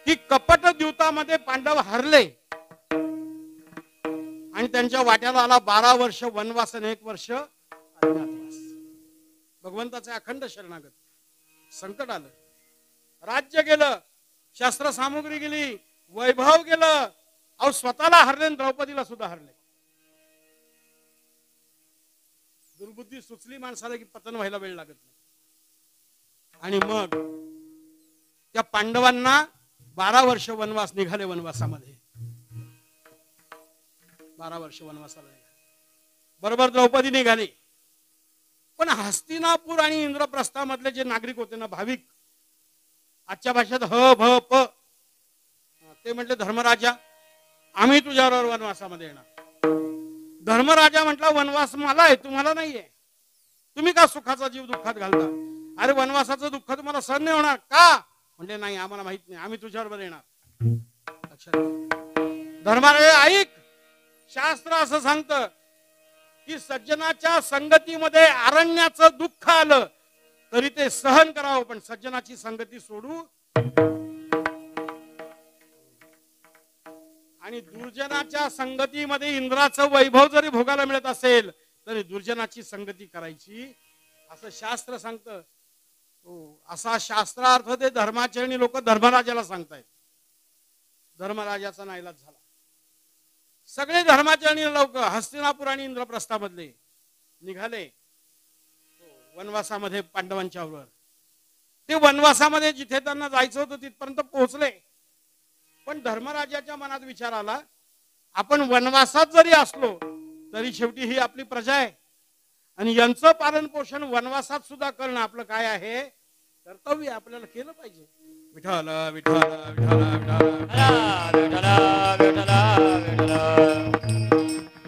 वनवासामध्ये यांचं पालन पोषण करणं आपली जबाबदारी आहे. काय करावं? व्यास मुनींनी काही ठिकाणी असं वर्णन, धौम्य ऋषींनी सल्ला दिला, तुम्ही सूर्याची उपासना करा, काहीतरी मार्ग निघेल. 5 पांडवांनी द्रौपदी सहित सूर्याची उपासना केली. भगवान सूर्यनारायण प्रसन्न झाले. इतक्या लगेच वेळ थोडा असल्यामुळे पटकन प्रसन्न झाले. लक्षात घ्या. आणि त्या सूर्यनारायणांनी त्या द्रौपदीच्या हातामध्ये सोन्याची थाळी दिली, अ गोल्डन प्लेट. किती तोळे होते, किती किलो होते मला माहित नाही, पण अशी चमचम चमचम करणारी नक्षीदार सोन्याची थाळी दिली द्रौपदीच्या हातात.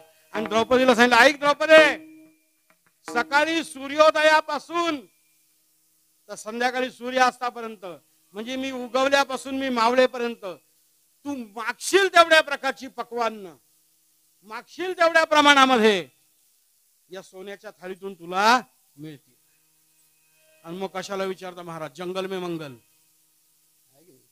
हो, कधी डाळबट्टी, कधी जिलबी, कधी श्रीखंड, कधी गुलाबजाम, सगळे हळबप असे झाले, टमाट्यासारखे लाल गटुळे गरगरीत.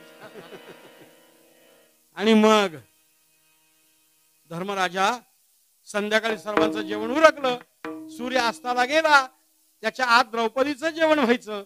मग द्रौपदी ती थाळी घासून धुवून आणि पालथी मारून द्यायची. मग धर्मराजाचं प्रवचन सुरू व्हायचं. लक्षात घ्या. आता ते जंगलामध्ये आहेत, वनवासात आहेत.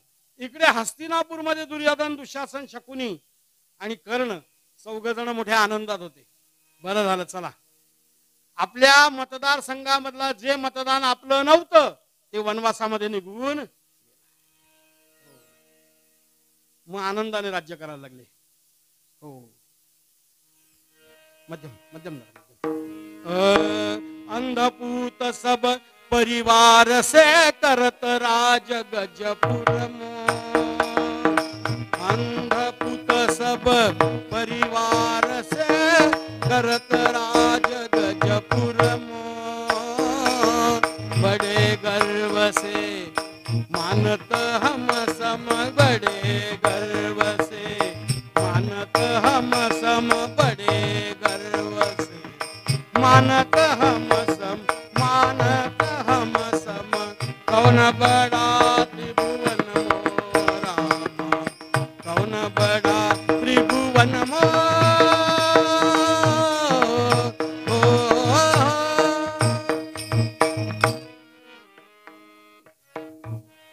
हृदय कीर्तनात चालतात या चालीविधी. आर्या, साकी, दिंडी, कटाव, नाना प्रकारची वृत्त लक्षात घ्या. याचं वृत्त वारकऱ्यांनी पण मनाशी ठेवलं पाहिजे. महत्वाची गोड चाली असतात अशा. इकडे लक्ष द्या. अंधपूत म्हणजे आंधळ्याची मुलं. गजपूर म्हणजे हस्तिनापूर. हस्तिनापूर मध्ये उन्मत्तपणे राज्य सुरू झालं. सत्ता आणि संपत्ती ज्यावेळेला अकलेपेक्षा जास्त येते ना तेव्हा मनुष्याला उन्मत्त व्हायला वेळ लागत.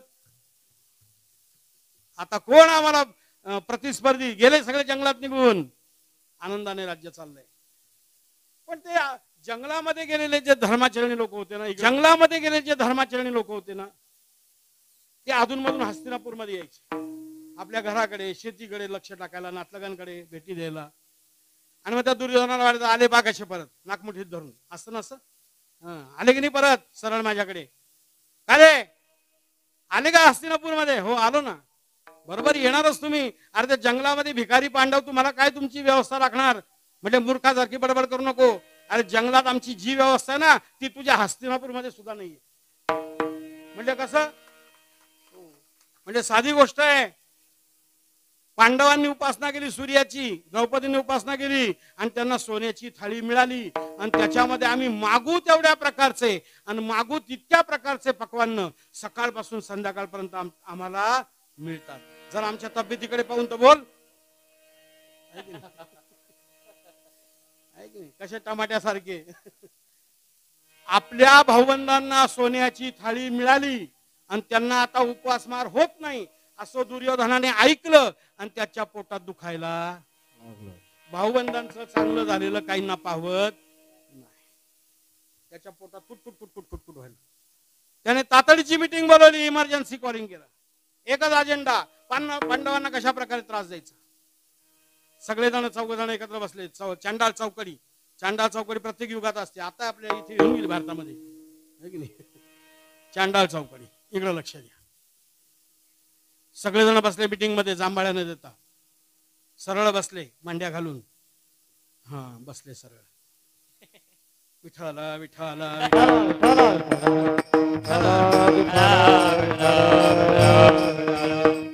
आणि मग त्या दुर्योधनाने असा विषय मांडला. त्यांना सोन्याची थाळी मिळाली. मग कौन जुगत असे पांडव आपण वसमे की जे काजा. कशा प्रकारे पांडवांना परास्त करायचं. काही लोक म्हणते डायरेक्ट अटॅक करा, काही म्हणते डायरेक्ट सैन्य घाला, खरास करून टाका. काही लोक म्हटले कपट विद्येने त्यांचा नाश करा. वेगवेगळ्या प्रकारचे अशी चर्चा चालू आहे. तेवढ्यात त्या ठिकाणी एक सेवक धावत आला महाराज दुर्योधनाचा. आणि दुर्योधना म्हणाला, दुर्योधन महाराज अहो आपल्या नगरीमध्ये एक महान तपस्वी साधू शेकडो शिष्यांसहित आलेले आहेत. आले वेशीपर्यंत. कोण आहे रे? म्हणजे नाव तर नाही माहिती, पण डोक्यावरती जटांचा संभार आहे, गळ्यामध्ये रुद्राक्षांच्या माळा आहेत, हो, कमरेला मृगाजीन गुंडाळलेला आहे, पायामध्ये खडावा आहेत, भस्म विलेपन केलेला आहे, हातामध्ये कमंडलू आहे, एका हातामध्ये दंड आहे, हो, आणि शेकडो शिष्यांसहित अत्यंत तपस्वी ते साधू गजर करत चालले रस्त्याने. नम पार्वती पदे हर हर नम पार्वती पदे हर हर नम पार्वती पदे हर हर गजर चालू आहे म्हटला. हो, तरी मी तुम्हाला थोडस सांगतो, भीमप्लास मध्ये सांगतो. जटासीस पर विभूत लगाई, जटासीस पर विभूत जटाशीष विभूषणे बलिहारी, जटाशीष बलिहारी, जटासीस पर विभूत लगाई, जटासीस पर विभूत लगाई, जटाशीष परि विभूति मुरारी, जटाशीष परि विभूति मुरारी. मुनि दुर्वास पधारे, मुनि दुर्वास पधारे, जटासीस पर विभूत लगाई, जटासीस पर विभूत लगाई.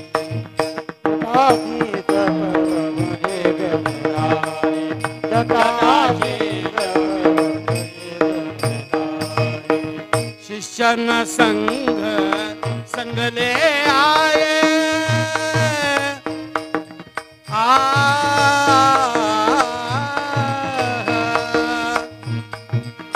शिष्यन संघ संगले आये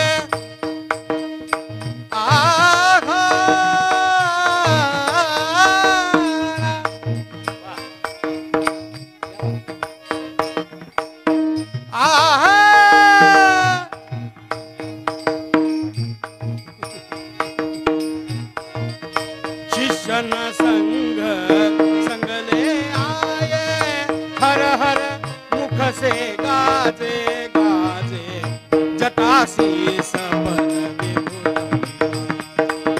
जटासी सपर जटासी सपर जटासी सपर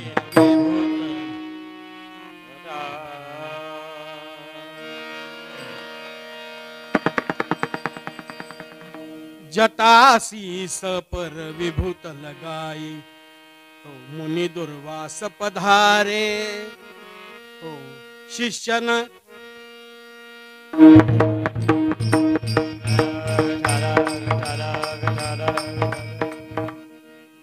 मुनी दुर्वास पधारे डोक्याला कपाळाला भस्म बेलेपन केलेलं आहे आणि शेकडो शिष्यांसहित येतात आहे. दुर्वास मुनी वर्णन ऐकलं दुर्योधनाने, मोठा आनंद झाला. अरे बस बस बस, आंधळा मागतो एक डोळा देव देतो. मी विचारच करत होतो पांडवांचा काटा कसा काढायचा. बस देवाने आता हे शस्त्र हा बाण आपल्याकडे पाठवलेला आहे. आता आपण फक्त एकच काम करायचं, या बाणाचं तोंड डायव्हर्ट करायचं. कोणाकडे? पांडवांकडे. या बाणाला फक्त पांडवांकडे सोडून द्यायचं आपण. बस गेला. अतिशय नम्र भाव, हो अतिशय आदराने लवून झुकून स्वागत केलं. पाय वगैरे धुतले, पुष्पमाळा झाल्या, शालसीपळ झालं, व्हिडिओ शूटिंग सुद्धा झालं. आणि आला दरबारात घेऊन उच्च सिंहासनावरती बसवला.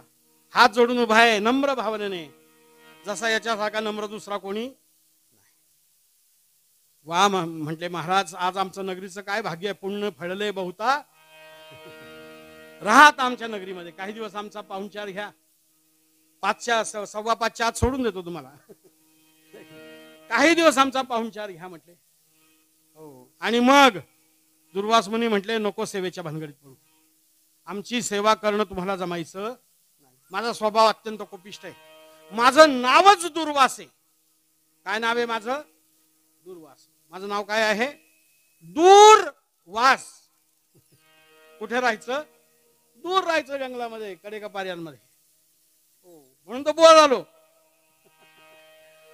त्याच्यामुळे तू माझी सेवा करण्याच्या भानगडीत पडू नको. जरा जर चुकलं तुझं तर माझ्याजवळ हा मंतरलेल्या पाण्याचा कमंडलू आहे, पाणी टाकून जाळून भस्म करून टाकील. नको सेवा करण्याच्या भानगडीत पडू.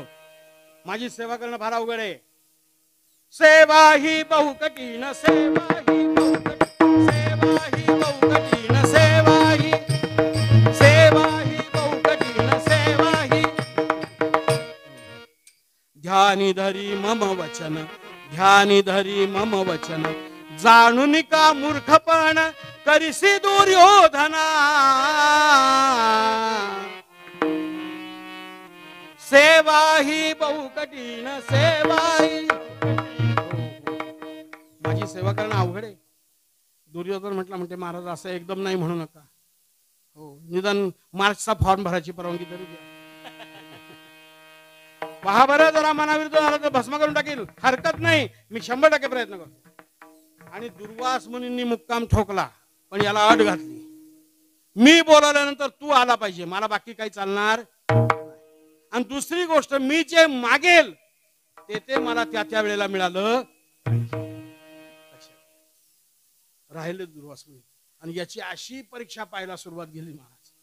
मध्यरात्री 1 वाजता उठायचं. दुर्योधना, बोला महाराज काय? म्हणले आम्हाला ताबडतोब जेवण करायचं. हा, जेवण रात्री 1 वाजता? महाराज आता ही काय जेवायची वेळ आहे? रात्री 1 वाजता कोण जेवत? रात्री 1 वाजता जे चरतात ना, जेवण राहू द्या, रात्री 1 वाजता जे चरतात त्यांना निशाचर असं, या निशायाम चरती इति. हो, पूर्वीच्या काळामध्ये राक्षस विचरण करायचे रात्री असे. आताही करतात. जीनच्या टाईट पॅन्ट, नव्या कोऱ्या पॅन्ट अशा गुडघ्यावर फाडून वगैरे, है नी? जाड कापडा ते पाकिट, हिप्पी वाढलेली, डोळ्यावर गॉगल, रात्री सुद्धा गॉगल, निशाचर, मग pub bar, disco bar, hotel, अमकं धमकं वगैरे वगैरे. आता काय जेवायची वेळ आहे? म्हणजे आम्हाला जेवायला मिळणार नाही. शिष्या कमंडलू काय करावं आता? शेवटी स्वयंपाकांना जाग करायचं. रात्री 1-1:30 वाजता ते डोळे चोळीत उठायचे बरं का हे भाऊ. मग रात्री 1-1:30 वाजता त्यांना जाग करायचं लाता घालून. आचारी वाडपी वगैरे ते पण डोळे चोळीत उठायचे. करता काय, 7वा वेतन घेऊन बसले ना. आणि मग स्वयंपाक तयार व्हायचा. बरं दुर्वास मुनी जेवणार, खंडोगंटी भात लागायचा. मग भली मोठी ताटं भरायची, दुर्वासांच्या पुढे ठेवायची. महाराज स्वयंपाक तयार. दुर्योधना बोला महाराज, उचल ताट. आता म्हटलं जेवण करायचं, आता म्हटलं उचल ताट. अरे मूर्खा, मी तुला 1 वाजता म्हटलं मला जेवण करायचंय. तुझा स्वयंपाक होस तर पहाटेचे 3 वाजले. आणि पहाटेचे 3 म्हणजे योग्यांचा ब्रह्ममुहूर्त आहे. आता आमची ध्यान धारण्याची वेळ झाली. उचल ताट. बोलतोय कडक काम होतं, लक्षात घ्या. त्या दुर्योधनाला असं वाटायचं आपल्याच पायातल्या कोऱ्या करकरीत चपला काढाव्या,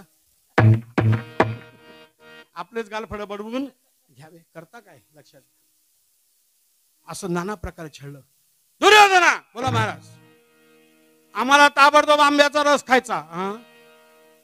अजून कैर्या नाही हो पक्क्या झाल्या. आंब्याचा रस म्हणजे आम्हाला आंब्याचा रस मिळणार नाही. शिष्या कमंडलू.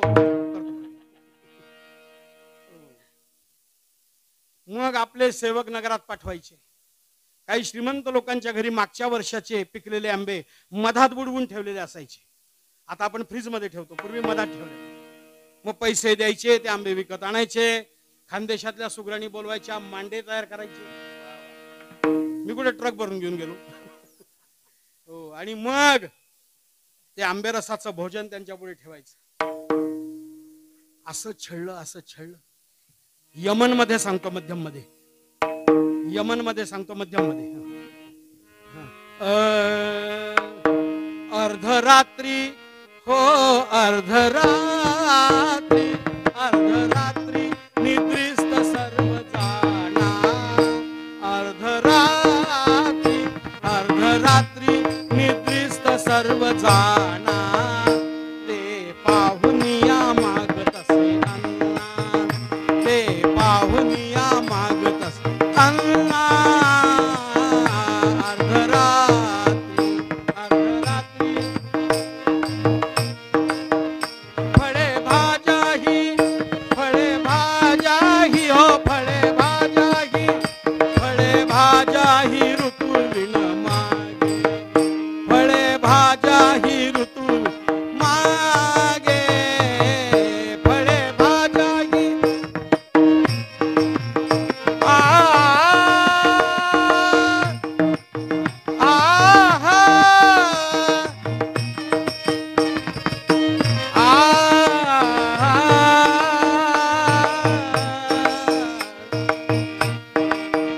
फळे भाज्याही ऋतुविण मागे. देत आडूनी पूर्वतई वेगे, देत आडूनी पूर्वतई वेगे. अर्धरात्री.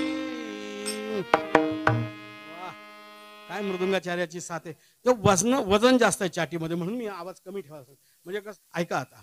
अर्धरात्री मध्यम. अर्धरात्री निद्रिस्त सर्व जाणा. ते पाहुनिया मागतसे अन्ना. फळे भाज्याही ऋतुविण मागे. देत आणूनी कुरुपतया वेगे. ओ सुंदर सुंदर. असं मागायचं महाराज. भलते भलत्या समयी वेळ नाही पाहिजे, काळ नाही पाहिजे, सीझन नाही पाहिजे, आणून दे, याला आणून द्यावं लागायचं. दुर्योधनाला असं वाटलं कुठून या बुवाला बोलवलं. बरं ब्याज लवकर जाईल तर बरं. करता काय. बरं हाती घ्याल ते पुरा करावंच लागतं ना, आहे की नाही. मग हो, एक दिवस हाक मारली, दुर्योधना बोला मला आता काय मागतात कोण नाही, बस तू सेवा केली ना, तुझ्या सेवेने आम्ही प्रसन्न आहे, काय तुला पाहिजे ते मागून घे. वरंब्रुही वरंब्रुही या वाक्या परिसुनी तो काय बोलता झाला, दुसरे काही न लगे मज, जावनात धर्मासी छळण्याला. मला बाकी काही नको. हा जो कमंडलू इतके दिवस दाखवला ना मला मंतरलेल्या पाण्याचा, तो जरा गंगा किनारी जा, आमचे भाऊबंद जिथे आहेत ना पांडव त्यांच्याकडे जा. बर जाताना रात्री जा, कारण याला माहिती रात्री काय मिळणार. आणि त्याच्याकडे आमच्याकडे जसं मागितलं तर त्याच्याकडे मागा. याचा हेतू हा होता, काट्याने काटा. असे असतात ना दुर्योधन वृत्तीची माणसं, गावगाव असतात ना. याचा हेतू हा होता, काट्याने काटा. असे असतात ना दुर्योधन वृत्तीची माणसं, गावगाव असतात ना, लक्षात. आणि मग दुर्योधन म्हणजे महाराज म्हणजे दुर्योधन माग, पण हे नको मागू. अरे त्या पांडवांच्या मागे लागलो, त्या अंबऋषीच्या मागे लागलो, भगवंताने सुदर्शन चक्र माझ्या मागे, त्या चक्रातून नुकताच बाहेर आलो, आता दुसऱ्या चक्रात अडकवू. म्हणजे मी तुम्हाला म्हटलं होतं का काही द्या म्हणून, तुम्हीच म्हटले वरंब्रुही काय पाहिजे ते मागून घे. शेवटी म्हटले असं नको करू, नाही म्हटलं द्यायचं तर हेच द्या, बाकी काय चालायचं नाही. शेवटी दुर्वास मुनींनी विचार केला, याच्या घरचं अन्न आपण मागून मागून खाल्लेलं आहे, ज्याची खावी पोळी त्याची वाजवावी टाळी. हो अहो, ज्याचा म्हणजे पावडा खाल्ला त्याचा प्रचार करावा लागला. ज्याच्या नावाने बाटल्या रिचवल्या त्याच्या नावाने जय घोष करावा लागला. येऊन येणार कोण, आतली बोलते तो नाही बोला. लक्षात नाईलाज झाला दुर्वास मुनींचा. जातो म्हटले. हो, शेकडो शिष्यांना घेऊन दुर्वास मुनी निघाले. गंगा किनारी जिथे पांडव होते तिथे पोहोचले. आणि महाराज रात्रीची वेळ आहे, संध्याकाळी सगळ्यांची जेवण झालेली आहेत, सूर्य अस्ताला गेलाय. त्या द्रौपदीने जेवण करून भोजन करून सर्वात शेवटी भोजन करून थाळी धुवून पालथी मारून दिलेली. आणि अशा धर्मराजाचं प्रवचन चालू आहे. आणि हे लांबूनच गेले गजर करत करत, नमः पार्वती पदे हर महादेव. मागच्यांना असं वाटतं इकडे टेंडर दिलंय का काय सगळं. नमः पार्वती पदे. क्या बात आहे, वा वा, छान छान छान. असा गजर ऐकला महाराज.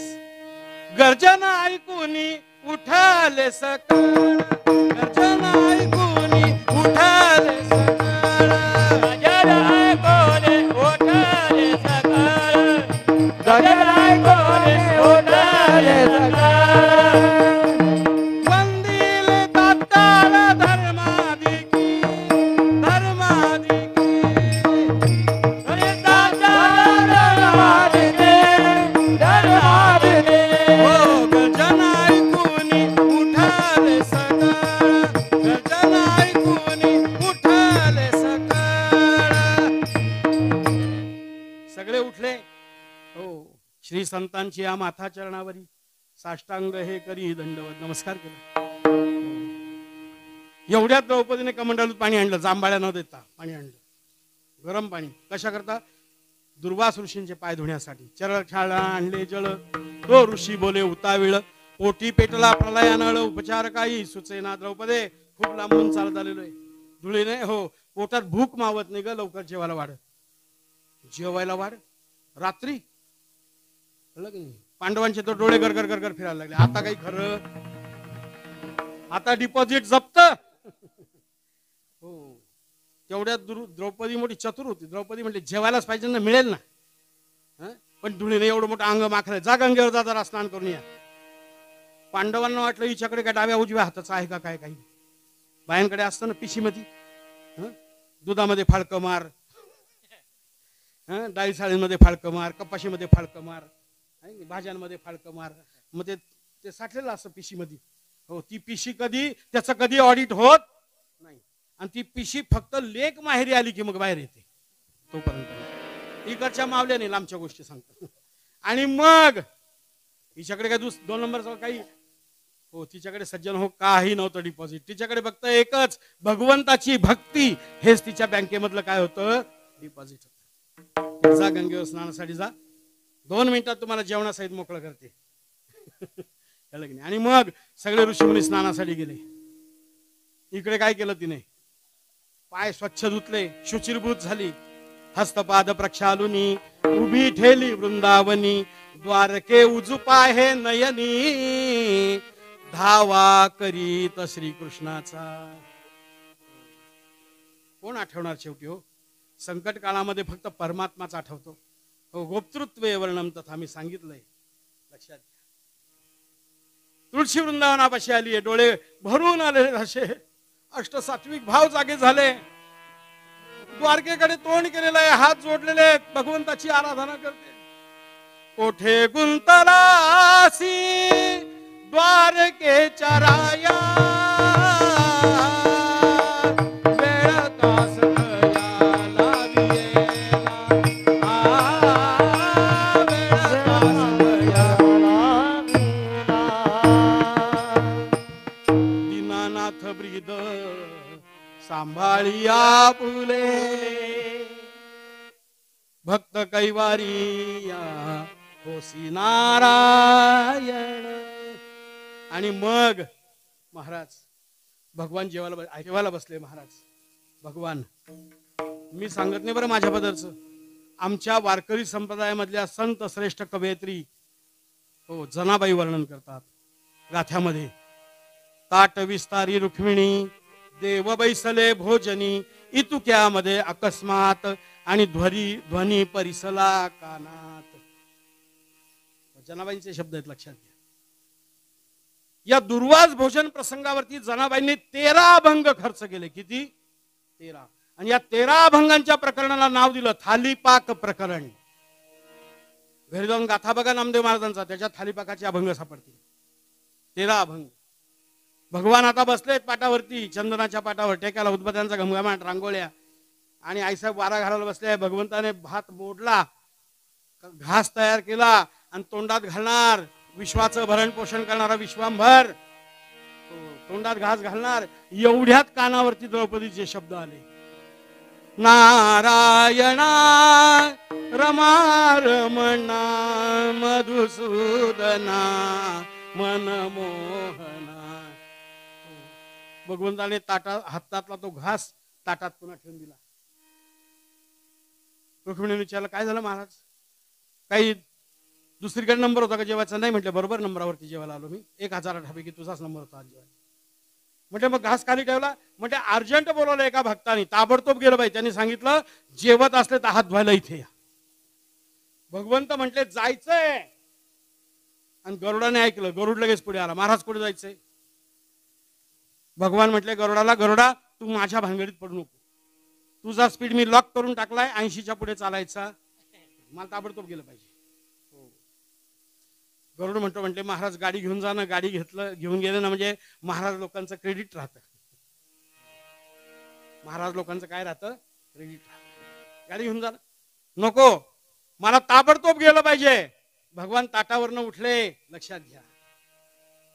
आणि भगवंताने वाऱ्याच्या पेक्षा जास्त वेग धारण केला. त्वरा झाली. गरुडा टाकीले मागे, द्रौपदीच्या लागे नारायणे.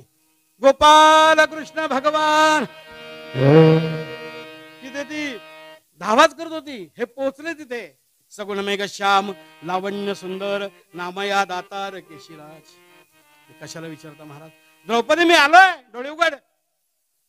डोळे भरल्या डोळ्यांनी द्रौपदीने डोळे उघडून पाहिलं समोर.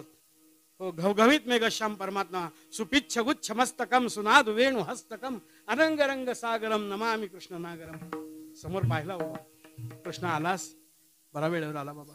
द्रौपदी तुझं काय काम आहे ना ते नंतर सांग. मी जेवत्या ताटावरनं उठून आलोय, पहिल्यांदा मला जेवायला. हा, तुला जेवायला वाढ म्हणजे हा तर दुष्काळात 13वा महिना. बरं आता रात्र झाली, आता काही तुला मिळणार नाही. काय करता? नको रे अशी परीक्षा पाहू. हो, अरे तू लाक्षागृहात आमचे प्राण तूच वाचवले ना रे. भर सभागृहात माझं रक्षण तूच केलं ना रे. नको असे. माझ्या पतींच्या प्राणावरती बेतलं रे. ते दुर्वास मुनी शेकडो शिष्यांसहित आले दिंडी घेऊन. नाही आधी फॅक्स, नाही फोन, नाही काय दिंडी संख्या किती काय वगैरे. फॅक्स नाही, मोबाईल नाही, काही नाही. आणि ते जेवायला वाढ म्हटले. कस काय वाढू? पण मी तर असं ऐकलं तुला सोन्याची थाळी मिळाली. अरे मिळाली, पण ती रात्री काही कामाची नाही. दाखव बरं मला. अरे काही काम दाखव तर खरी. म्हणून द्रौपदीने ती सोन्याची थाळी भगवंताच्या हातात दिली आणि भगवंत थाळीकडे पाहायला लागले. जशी भगवंताची दृष्टी थाळीकडे पडली तसं थाळीला वाटलं सूर्योदय झाला. त्याचे डोळे काय आपल्यासारखे का टिक्का पडलेले? कारण आपण आयुष्यभर लोकांवरती काय करतो, टिक्का. आहे की नाही? हो, तो काय यच्चंद्रमसी यच्चाग्नौ तत्तेजो विद्धि मामकम. लक्षात घ्या, त्या पुरुष सुक्तात वर्णन आलेलं आहे. चंद्रमा मनसो जात चक्षु सूर्यो अजायत. लक्षात घ्या. सहस्रदीपे दीपजैसी प्रकाशली प्रभा उजळल्या दश दिशा गगनाली से शोभा. हो, तो त्या थाळीकडे पाहायला लागला.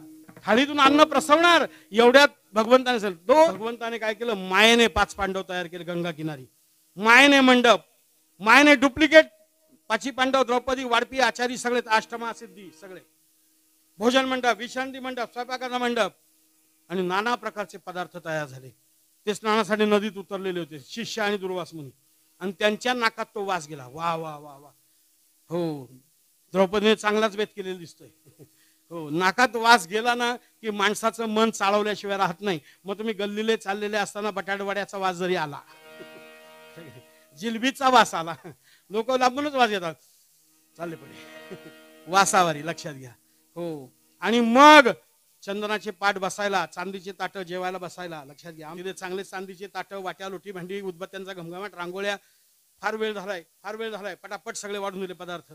साधा भात, मसाला भात, केशर भात, सगळे भात वाढले. साध्या भातावर तुरीच्या डाळ्याचं घट्ट वरण वाढलं. हो, वरणाचे 2 प्रकार आहेत, आंधळ वरण, एक डोळस वरण. आंधळ वरण जे असतं ना ते भातावर वाढले जागीच बसून राहतं, हलू नये चालू नये.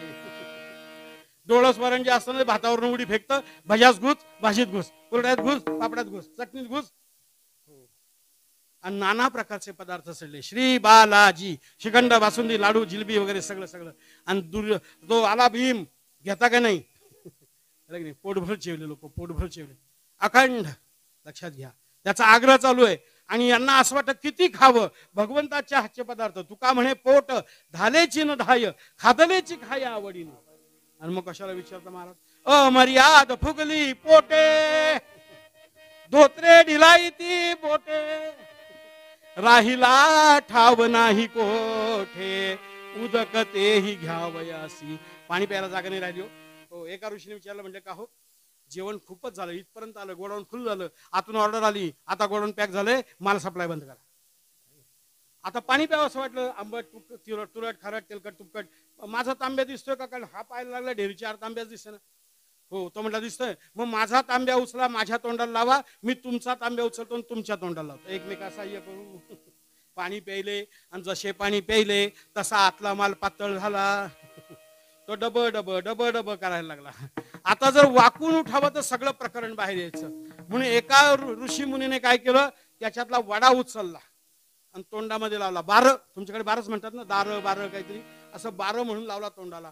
पण जसं बारं म्हणून वडा लावला तोंडाला तसा श्वासच घेणं बंद झालं. महाराज तडफडायला लागला. भीमाने पाहिलं, भरल्या पंक्तीमध्ये हा ऋषी तडफडून मरेल, म्हणून त्याने एक लांब पळीचा दांडा घेतला आणि त्या वड्याला आरपार छिद्र पाडलं. तेव्हापासून आमच्या मावल्या वड्याला छिद्र पाडतात ना, होतं म्हणा. हा, वड्याला तेव्हापासून एखादा आगोरी बना, अख्खा वडा खाऊन जाऊ. हो, आणि अशा प्रकारे पोटभर जेवण झाली. भगवंताने माया आवरली. खऱ्या नकुलाला पाठवलं. नकुल नेमका दुर्वास मुनींना ठेच काढून पडला. कोण आलं रे? म्हटलं मी नकुल. कशा करता आलो? तुम्हाला जेवायला बोलवलं. हा, दुर्वास मुनीने अंतर्ज्ञानाने जाणलं, ज्या पांडवांची परीक्षा पाहण्यासाठी आपण आलो, ते पांडव भगवंताचे शरणागत असल्यामुळे आपण त्यांचा बालही बाका करू शकणार नाही. तिथूनच आशीर्वाद दिला, विजयी भव, विजयी भव, विजयी भव. आणि तिथून दुर्वास मुनी शिष्यांना घेऊन निघून गेले. पांडवांचं संकट टळलं.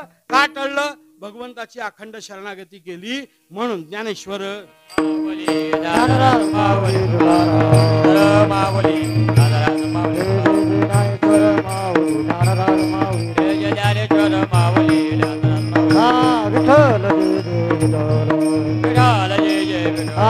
बोलिले नाही विचारिला करण्या तुला पराजमा पराजमा तुका म्हणे ज्ञानेश्वरा रामाया पराजमा पराजमा ज्ञान देव तुकाराम ज्ञानदेव तुकाराम तुकाराम तुकाराम तुकाराम पुंडलिक वरदे हरी विठ्ठल श्री ज्ञानदेव तुकाराम पंढरीनाथ भगवान की जय आदिशक्ती मुक्ताबाई की जय.